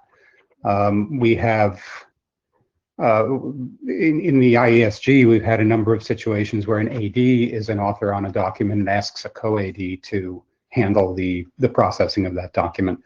So in general, we have a good system for handling this with all the different people with their responsibilities and their backups on that. I think that's all I wanted to say about that. Thanks, Barry. I hope that answers the question. I'm going to wait a few moments to see if there's a follow-up.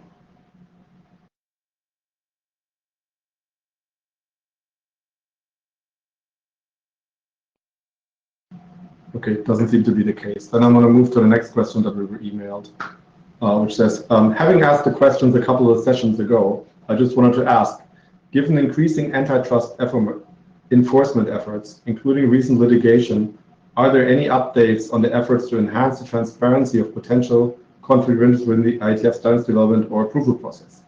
Rather than asking an open mic, it seemed a question worth asking in advance for possible reaction at the session or elsewhere.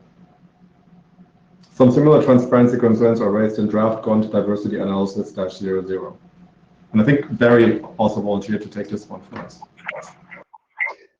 Yeah, the LLC led this with setting up a conflict of interest policy for LLC board members, and the IAB has since also done a conflict of interest policy, disclosure policy, and the IESG has been working on one for a while and is just about finished with it. You should see something public about that very soon. The disclosure policy specifies the conditions under which we are supposed to disclose conflicts, what sorts of conflicts we're talking about. And I think that will increase transparency on that. For a long time, of course, we've been disclosing who our affiliations are with, and this goes a bit beyond that and expands on that. So expect to see a conflict of interest policy officially from the IESG soon. Thanks. And I'm again going to wait a few moments to see if there's a follow-up from the participants.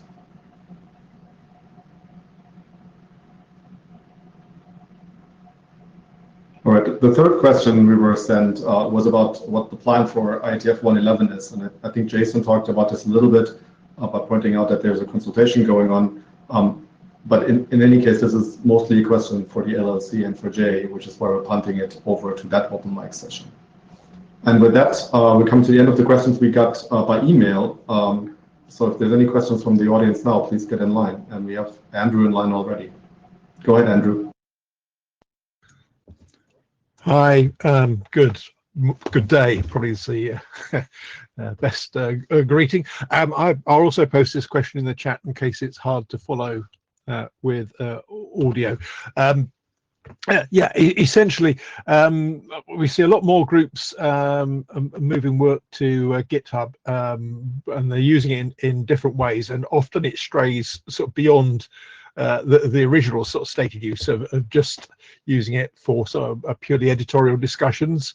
And it seems in some places that almost the entirety of the discussion, the meaningful discussion at least, is on GitHub, with just the sort of conclusions being posted back to the list, which I think I would argue does exclude some potential contributors and can have quite a bad impact on diversity in the discussion. And I wondered whether the IESG leadership had any comments on this and whether more guidance is needed on the appropriate use of GitHub. Thank you. Thanks. Yeah, I can speak to that since the Quick Working Group is maybe the worst offender here in recent memory, and I'm one of the chairs. So Quick is really a very complex protocol, and the short answer is that I don't think we could have done Quick if we hadn't used GitHub in the way we've been using it. And we tried hard to not exclude anybody. For example, we set up a second mailing list that was basically mirroring all the issue discussion and PR discussion that happened on GitHub. So every comment on the web elicited an email to that IETF mailing list that people could then be subscribed to and follow along if they didn't feel they wanted to join GitHub. And it was also possible to reply by email and have that reflected back into the GitHub discussion.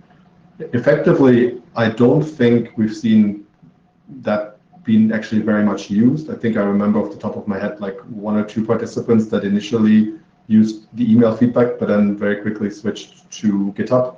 I obviously have no data about people who never reply to the email, but I simply think we could not have done this without a way to track issues that was allowing discussion and allowed us also to refer to the text in the specification as part of the discussion in a way that didn't involve copying and pasting text.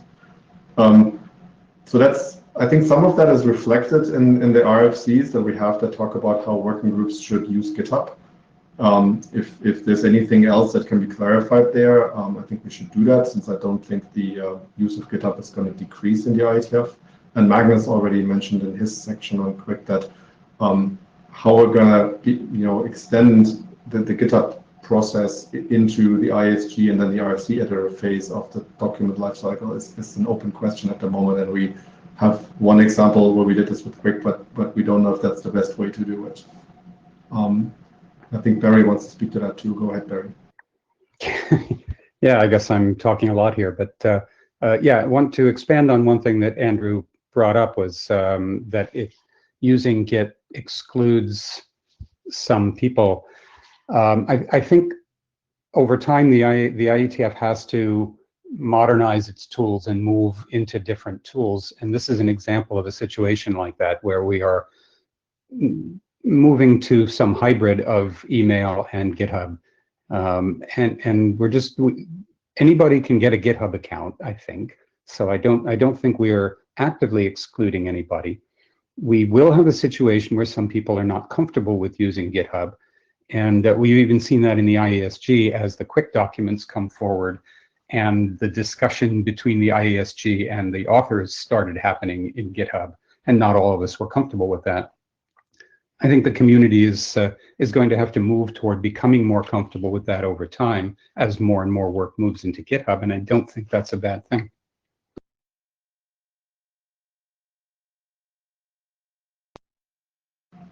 Thanks, Barry. Ben, go ahead. Yes, so I just wanted to also add to that, we do have people using GitHub for issue discussion, but the text ultimately makes its way into the draft. Now we have lots of places that we can discuss drafts. And it's also not the case that GitHub is sort of uniquely privileged in this regard. People can be discussing the content of a draft in the bar or in design teams or in unicast email. And so, I mean, yes, it is a way to have discussion that is not on the email list, but we have lots of those as well. And so this is change, but it's not fundamental change. And I think we have enough steps in the process where people can see what is happening and provide comments on it, that it's not a foundational change. So as Barry says, there's going to be some level of evolution, and we can't stay fixed in our static ways.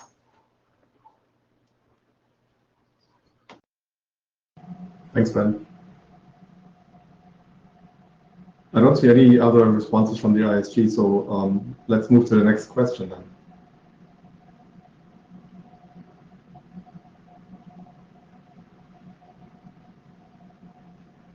I don't see anybody in the queue at the moment. Andrew, again, go ahead. Apologies, I thought I'd give somebody else a chance first. But well, let's see if this also prompts a response. But thank you for your answers, by the way. I think there's a discussion that's needed. On a slightly different sort of tack, but I guess also potentially just hitting on diversity in the sense of allowing people to be involved if they wish.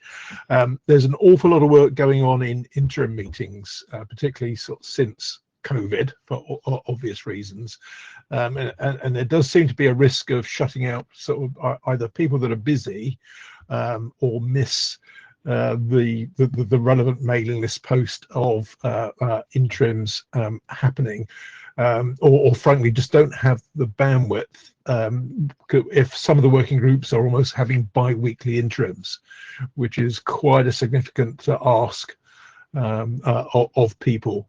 And there is a risk, I think, that will really reduce the diversity of views just for those people whose sole focus is on the IETF, and will exclude those that have other jobs to do.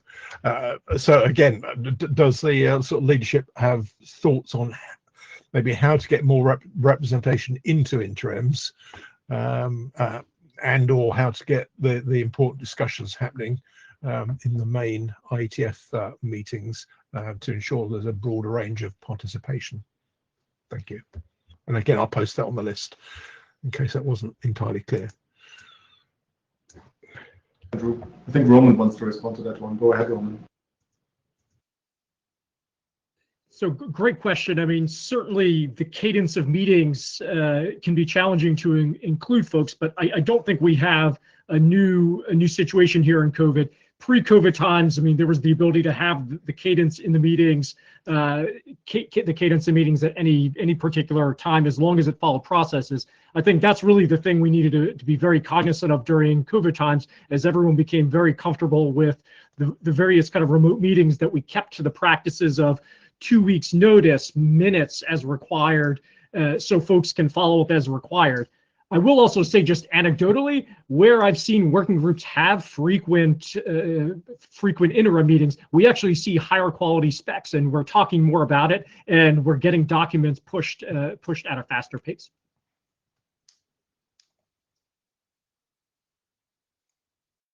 Yeah, go ahead. Yeah, I also I want to mention, because that's something we discussed in the IHG, but also problem we had in the IB, that of course dynamics are a little bit different when you meet only online, and you have to manage your time.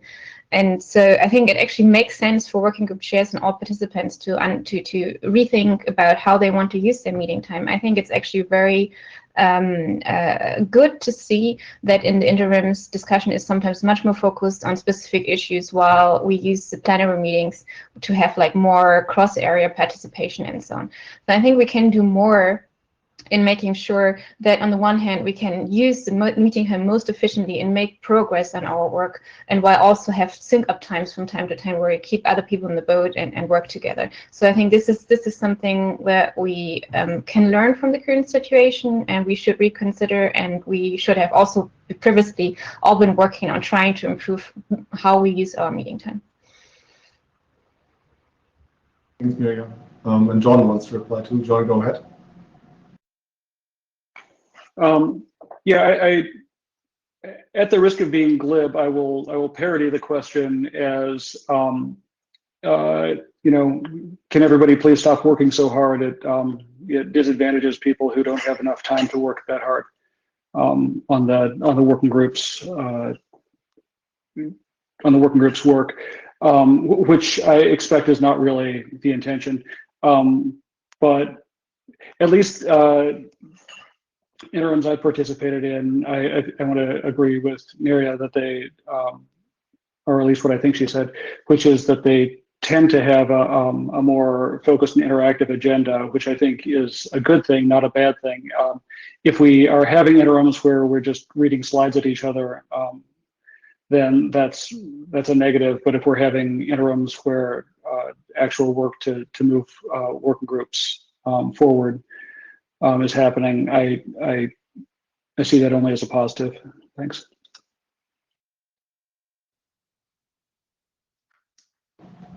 Let's go to the next person in line, which is Philip. Philip, go ahead. Yeah. Hi. Yeah. I just wanted to follow up that and say, I'm used to other standards organizations where the bi-weekly conference call is the usual way of doing things. So I'm actually fully on board with this more frequent interims thing. I suspect that it's coming up because of COVID. It's changed a way in which people are working. However, there are a couple of things that we should maybe think around that, in that we should rethink the relationship of interims to the plenary meetings.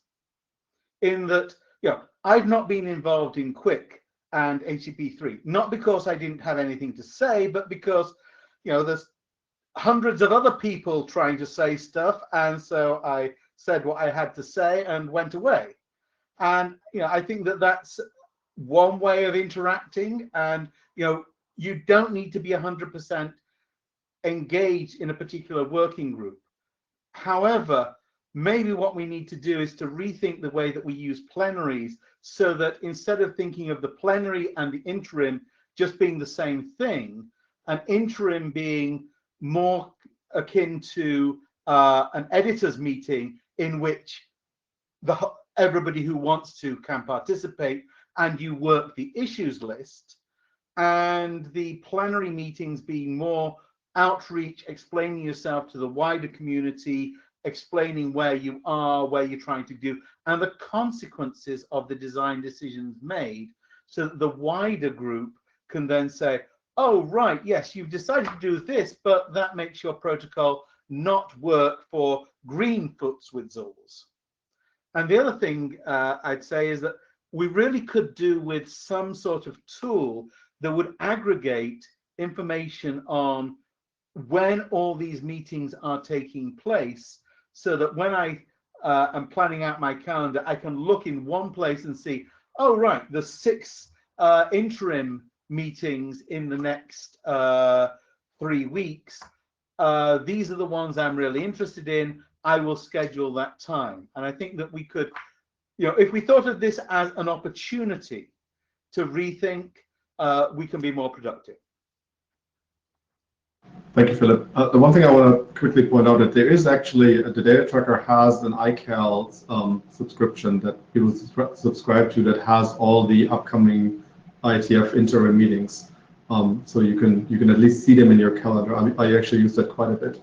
And somebody probably has already put the URL in the chat. If not, maybe somebody could do that. So that's quite helpful. Thank you. Let's go to the next person in the queue, which is Abdul Salam.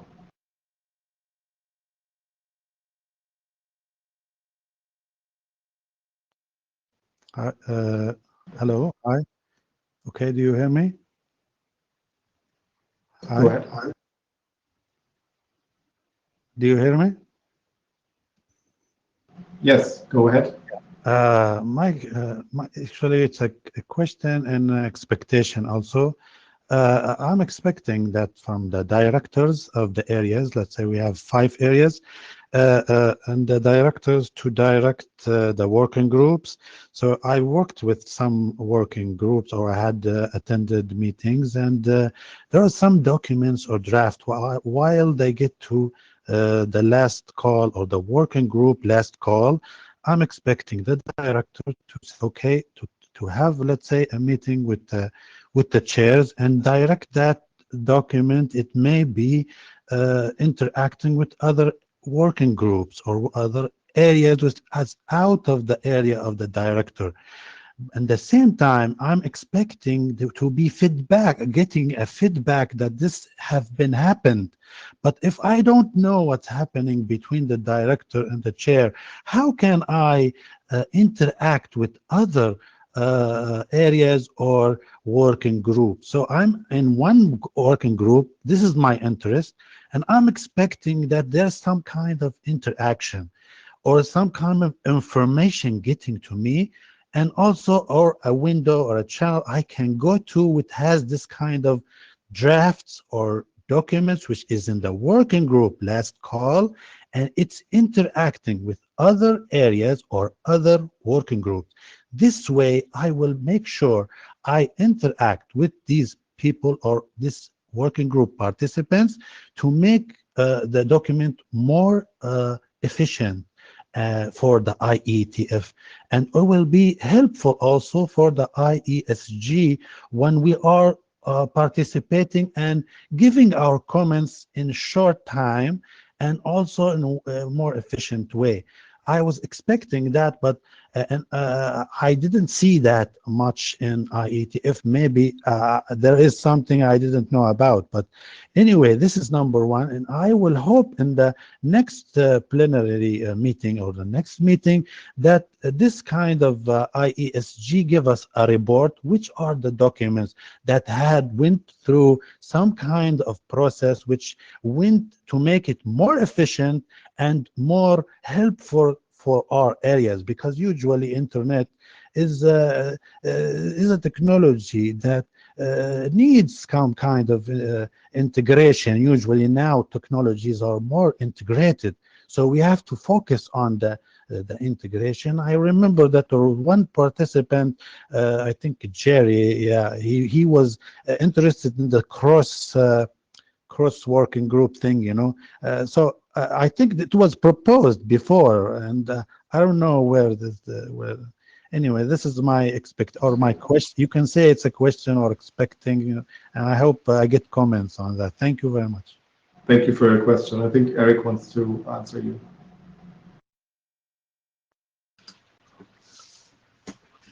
Indeed, that's an interesting question, of course, and we should address this cross-working group or cross areas connection and reviews as early as possible.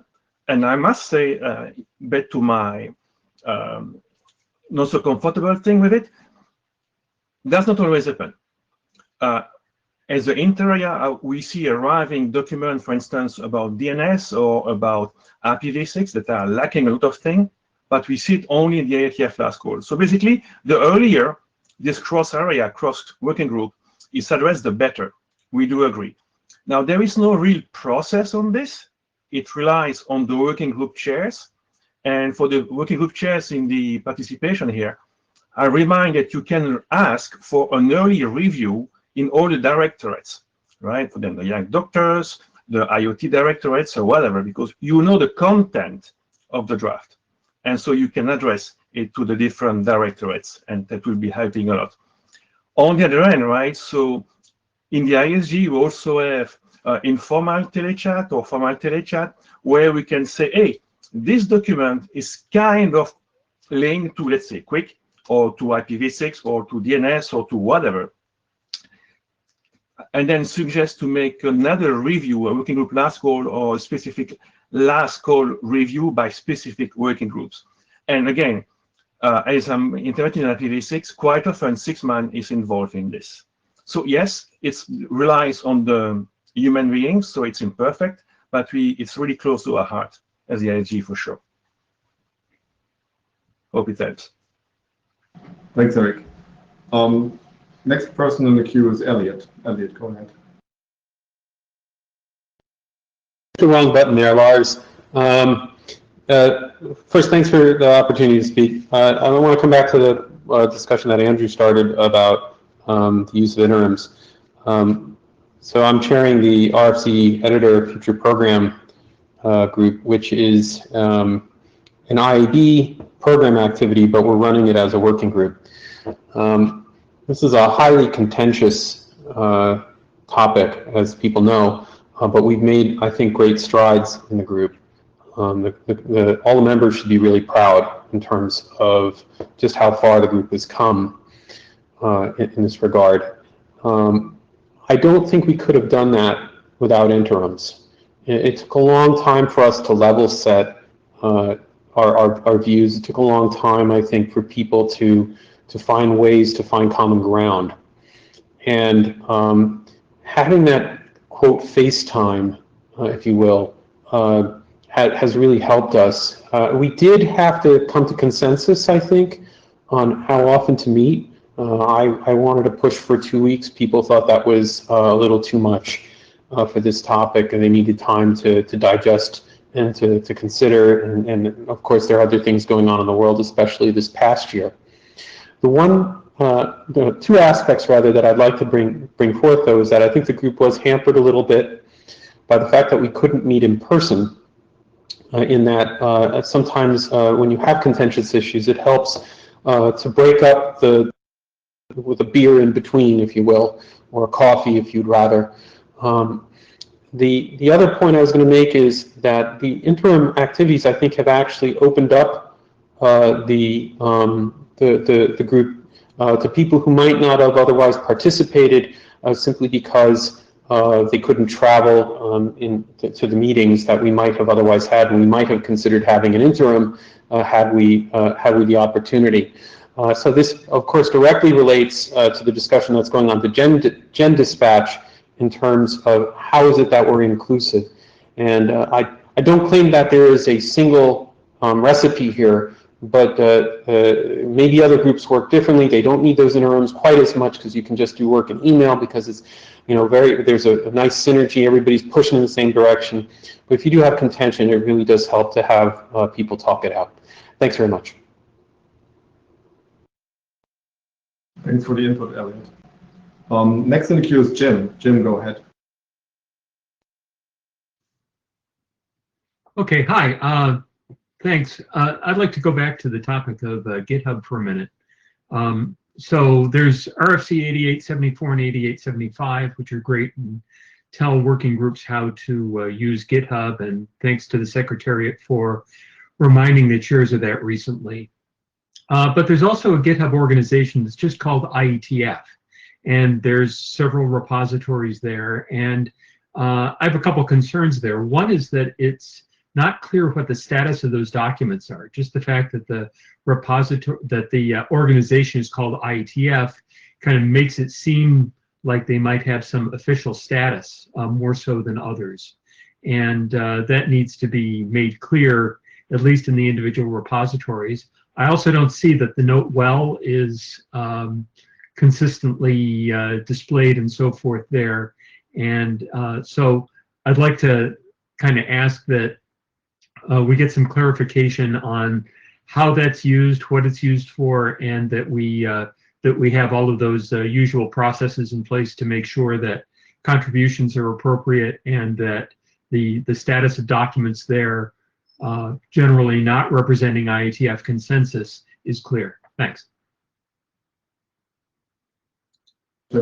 So I think one part of your question was specifically about the github.com/IETF organization. We're actually recently sort of started in the background a little activity to bring that use under a little bit more rigor in terms of making sure that repositories satisfy a certain, rough set of criteria, like they're of broad organizational applicability, and that they have descriptions and they have websites and the note well is displayed and so on.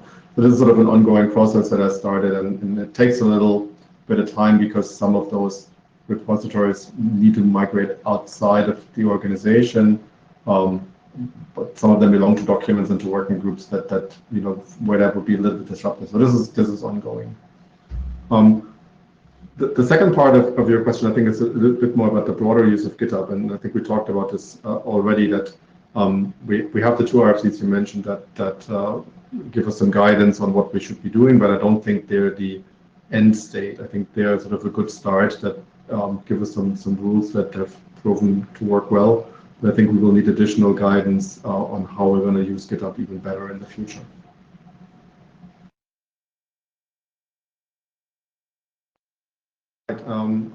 Torres is next, and I'm going to cut the mic line after him since we have some other open mics to get to. Torres, go ahead. Yeah, and not sure if this is the right open mic, but let me quickly propose something, to the organization, and maybe the ISG would be the best one to drive it in terms of looking back and celebrating the organization by around IETF 112. Think about setting up a one-day workshop to bring in the people we may not have anymore in 10 years to basically give presentations, maybe 20 minutes each about the core technologies and thing that happened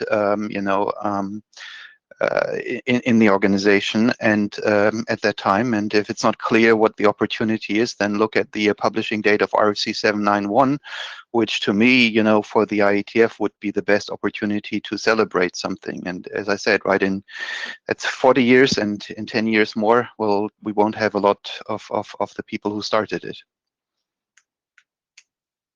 That's a good suggestion, and I agree that it's unclear whether it's an ISG activity. There's probably also an IAB angle to it, but we'll take that up. Keep in mind that IETF 112 might also be the first one we've had in a while that is going to be hopefully a physical meeting again. So there might be already some additional complexities with organizing that. So we'll see what we can do. I think I'm going to sort of take the action item, and we're going to maybe start an email thread about what people would volunteer to help organize, and we can take it from there. Yeah, I think that maybe if it's before IETF and would be virtual, I think there would be a lot of people worldwide to join in on a video live stream of that, right? So it's certainly something that's for a much broader community of interest than the ones who made it happen, like the IETF itself. That's a fair point. And we should discuss, maybe if you care to start an email, for example, to the IETF mailing list, we can discuss it there. What format it takes. It's not quite clear whether it, for example, would need to be, in the IETF week, or whether we actually do a separate event at some other time and have a smaller, like IETF focused event during the meeting week, or what we do. Yeah, it's just September, right? So it would be a nice match. Right. Thank you. And with that, I think the ISG open mic is at its end. Let's move on to the next one.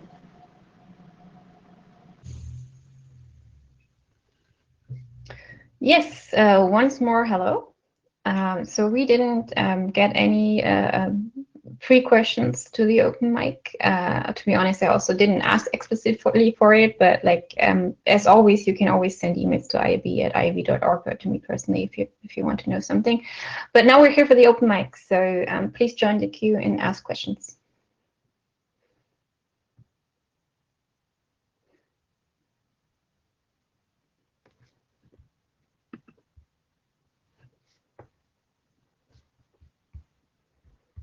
We have Andrew. Apologies, I was desperately hoping that somebody else might go first, but then I didn't want you to decide there weren't any and move on and miss the opportunity. So I've got a question related to when sort of new standards are proposed. I wonder whether now's the time to start assessing them for their sort of potential to really exacerbate the current trend towards centralization, rather like there's already sort of external input on the security aspects. Which doesn't mean to say that a proposal shouldn't go forward if there are sort of consequences on centralization, but at least the trade-offs would have been considered and documented. In my view, the current drift towards centralization is highly unlikely to be in the long-term interests of end users. So contrary to RFC 8890, and therefore I think it really shouldn't be made worse as more new standards are brought on. And I wondered whether the IAB leadership had any views on this and whether you think action is indeed needed and now's a good time to start. Thank you.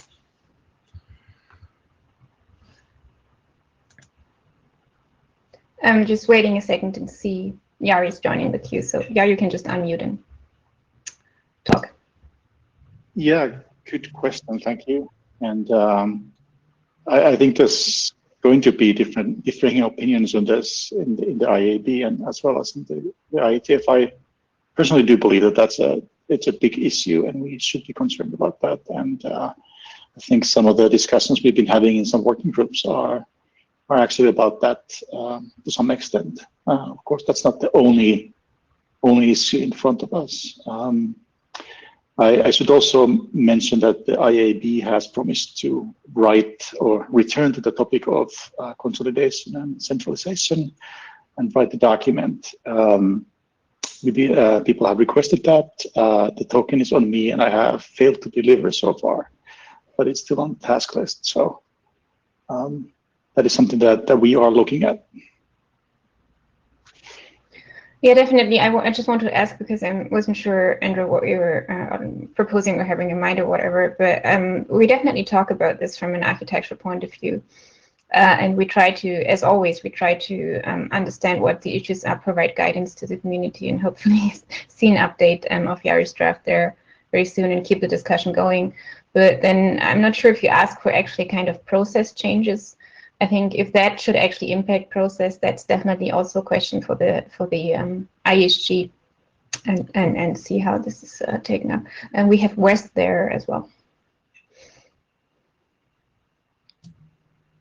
Thanks. And yep, here we go.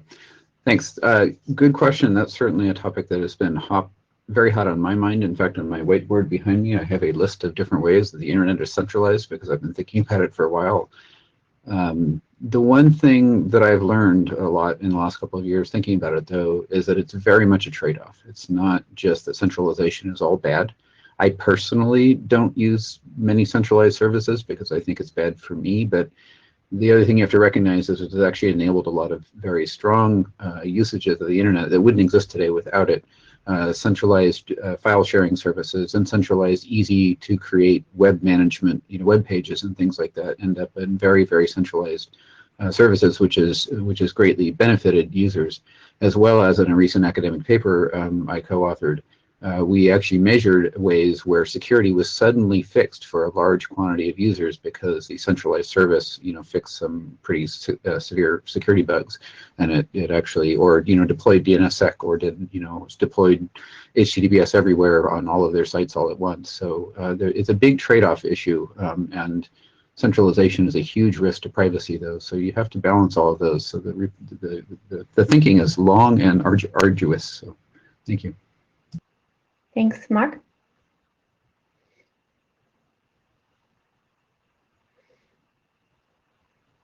Hello. We hear you. Yeah, I'm concerned about centralization as well. I do get concerned that if we have a bar for centralization or some other measure like that, effectively we would never have standardized the web, because the web can be seen as just a big engine for centralization, to be honest, because of the dynamics of how it works. I'm interested in more concrete kind of measures, especially Brian Tremel and I have a draft that we've been letting languish for too long about choke points in the internet architecture and how we can prevent their formation. And I think that's a concrete thing we as a community can look at is where does this centralize power so much that it gives someone inordinate power over people's experience of the internet.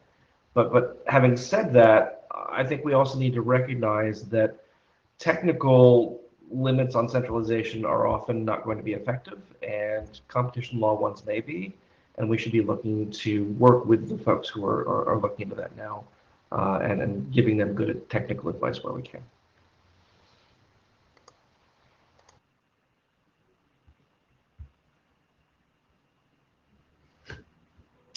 Maybe, I think, Tommy, you want to probably reply here as well, so maybe I take Tommy first.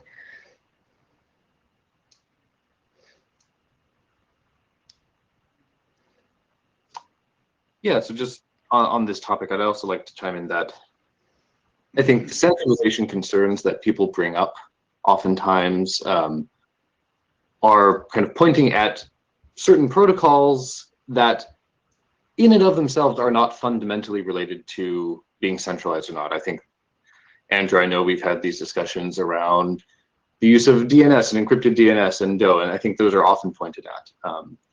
Fundamentally, these pieces of technology are not necessarily centralized, but it's the kind of the market and the deployment models.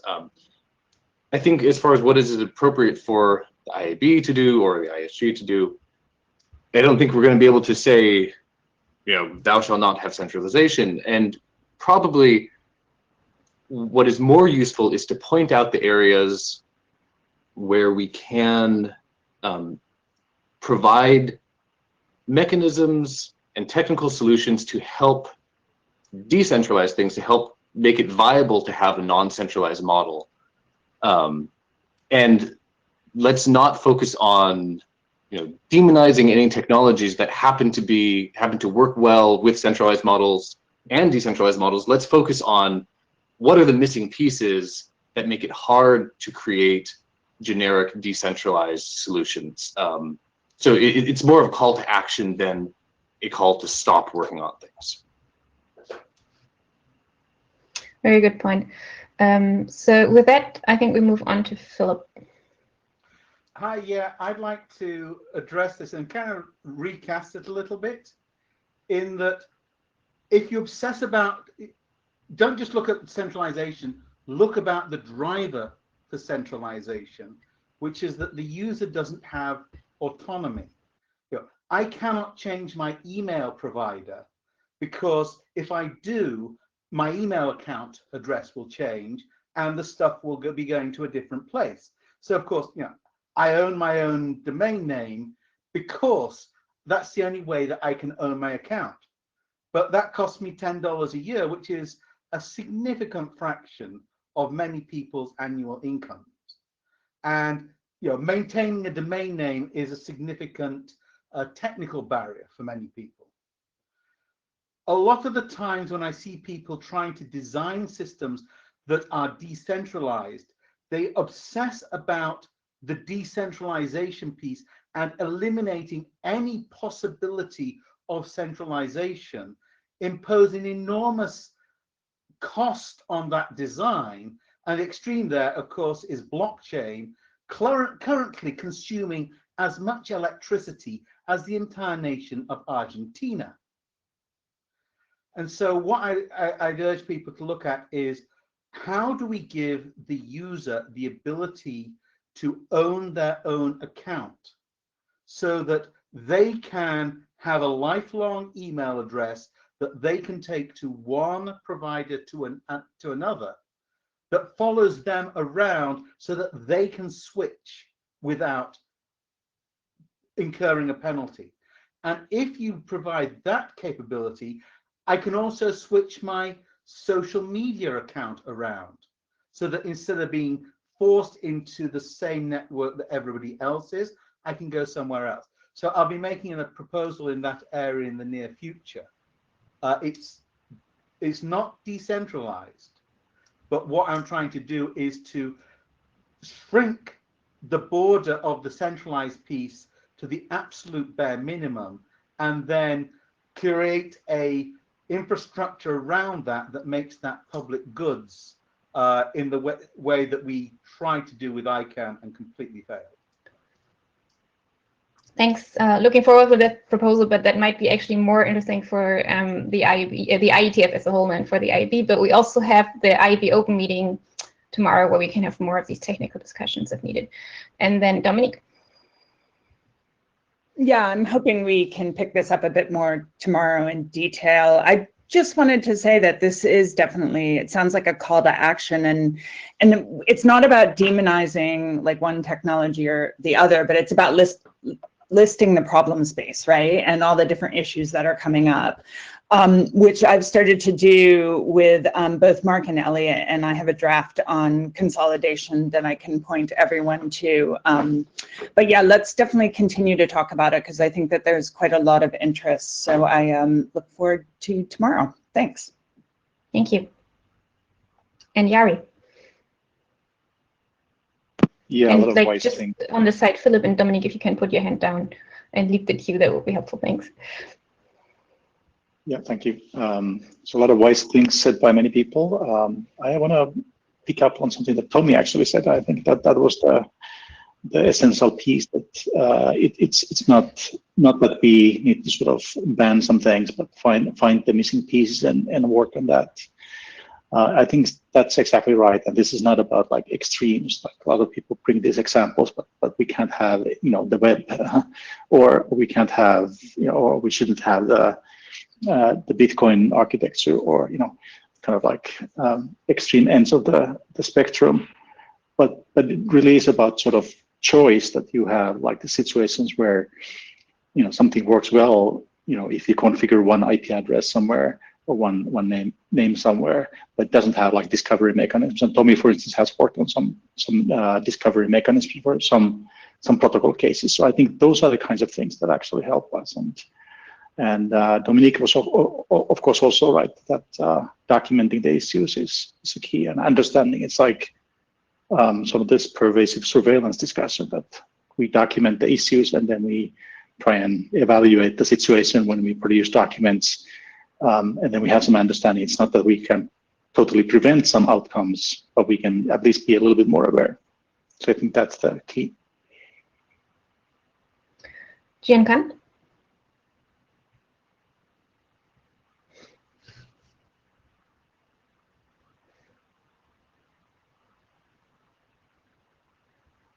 We can, maybe now we can hear you. Yes, hello? we can. Yep. Yeah. So for about centralization, I think the internet is still distributed architecture and decentralized. The internet architecture is still decentralized. What about centralization? I think is service. Internet service is centralized. Internet application is centralized. For example, we use Facebook for social internet social service, and for Gmail for our email service. So because we a very service internet application server, service providers provide very good service. So we a lot of users are attracted to join the this internet service service provider or application service providers. So I think in the future, when our IETF provide more good applications, protocols, or some, so there will be more service internet service providers. So I maybe internet service will be decentralized. So my point is internet is still decentralized, but internet service is centralized. That's my point. Thank you. And we have Mark on the queue.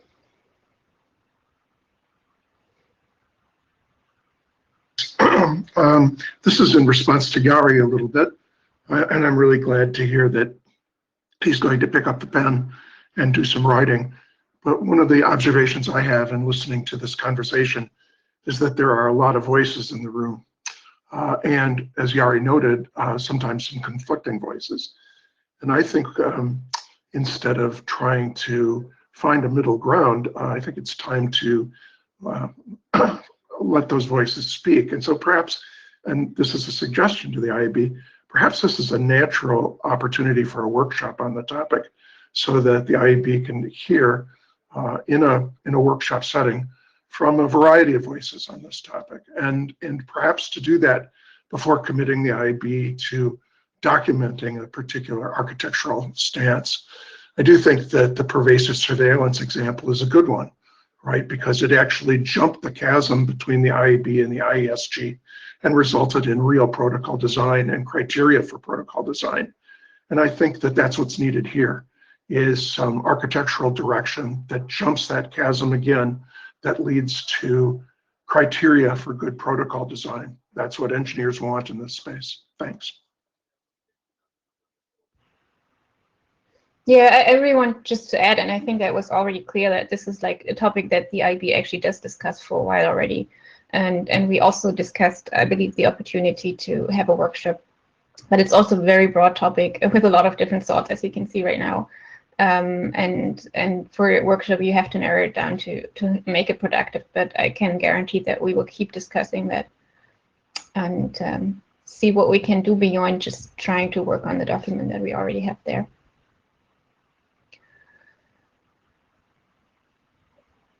So at this point, I don't see anybody in the queue anymore.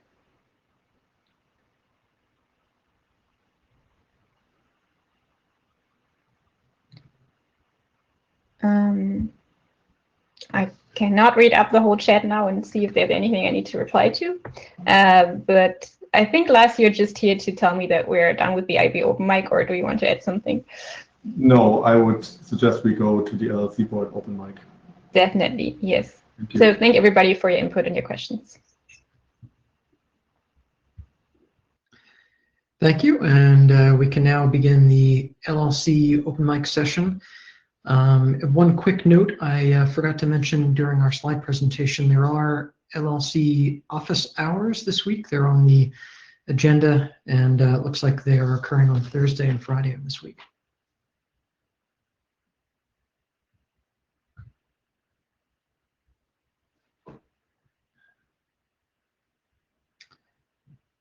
I'll give it a moment. I don't see anyone in the queue just yet.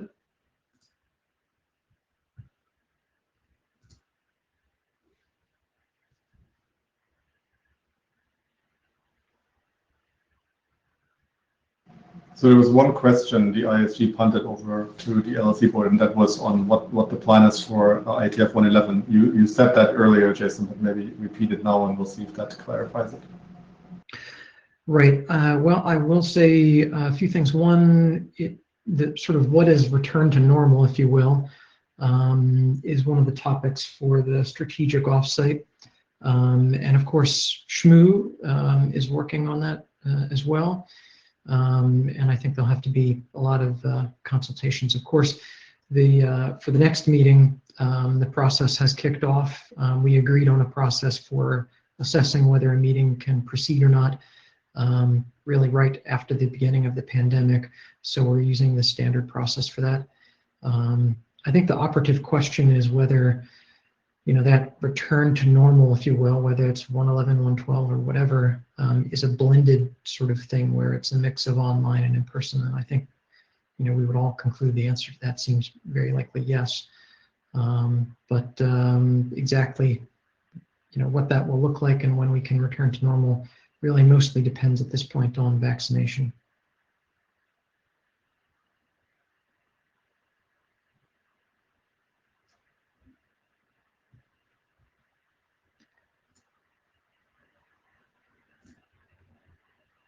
Okay, any other questions?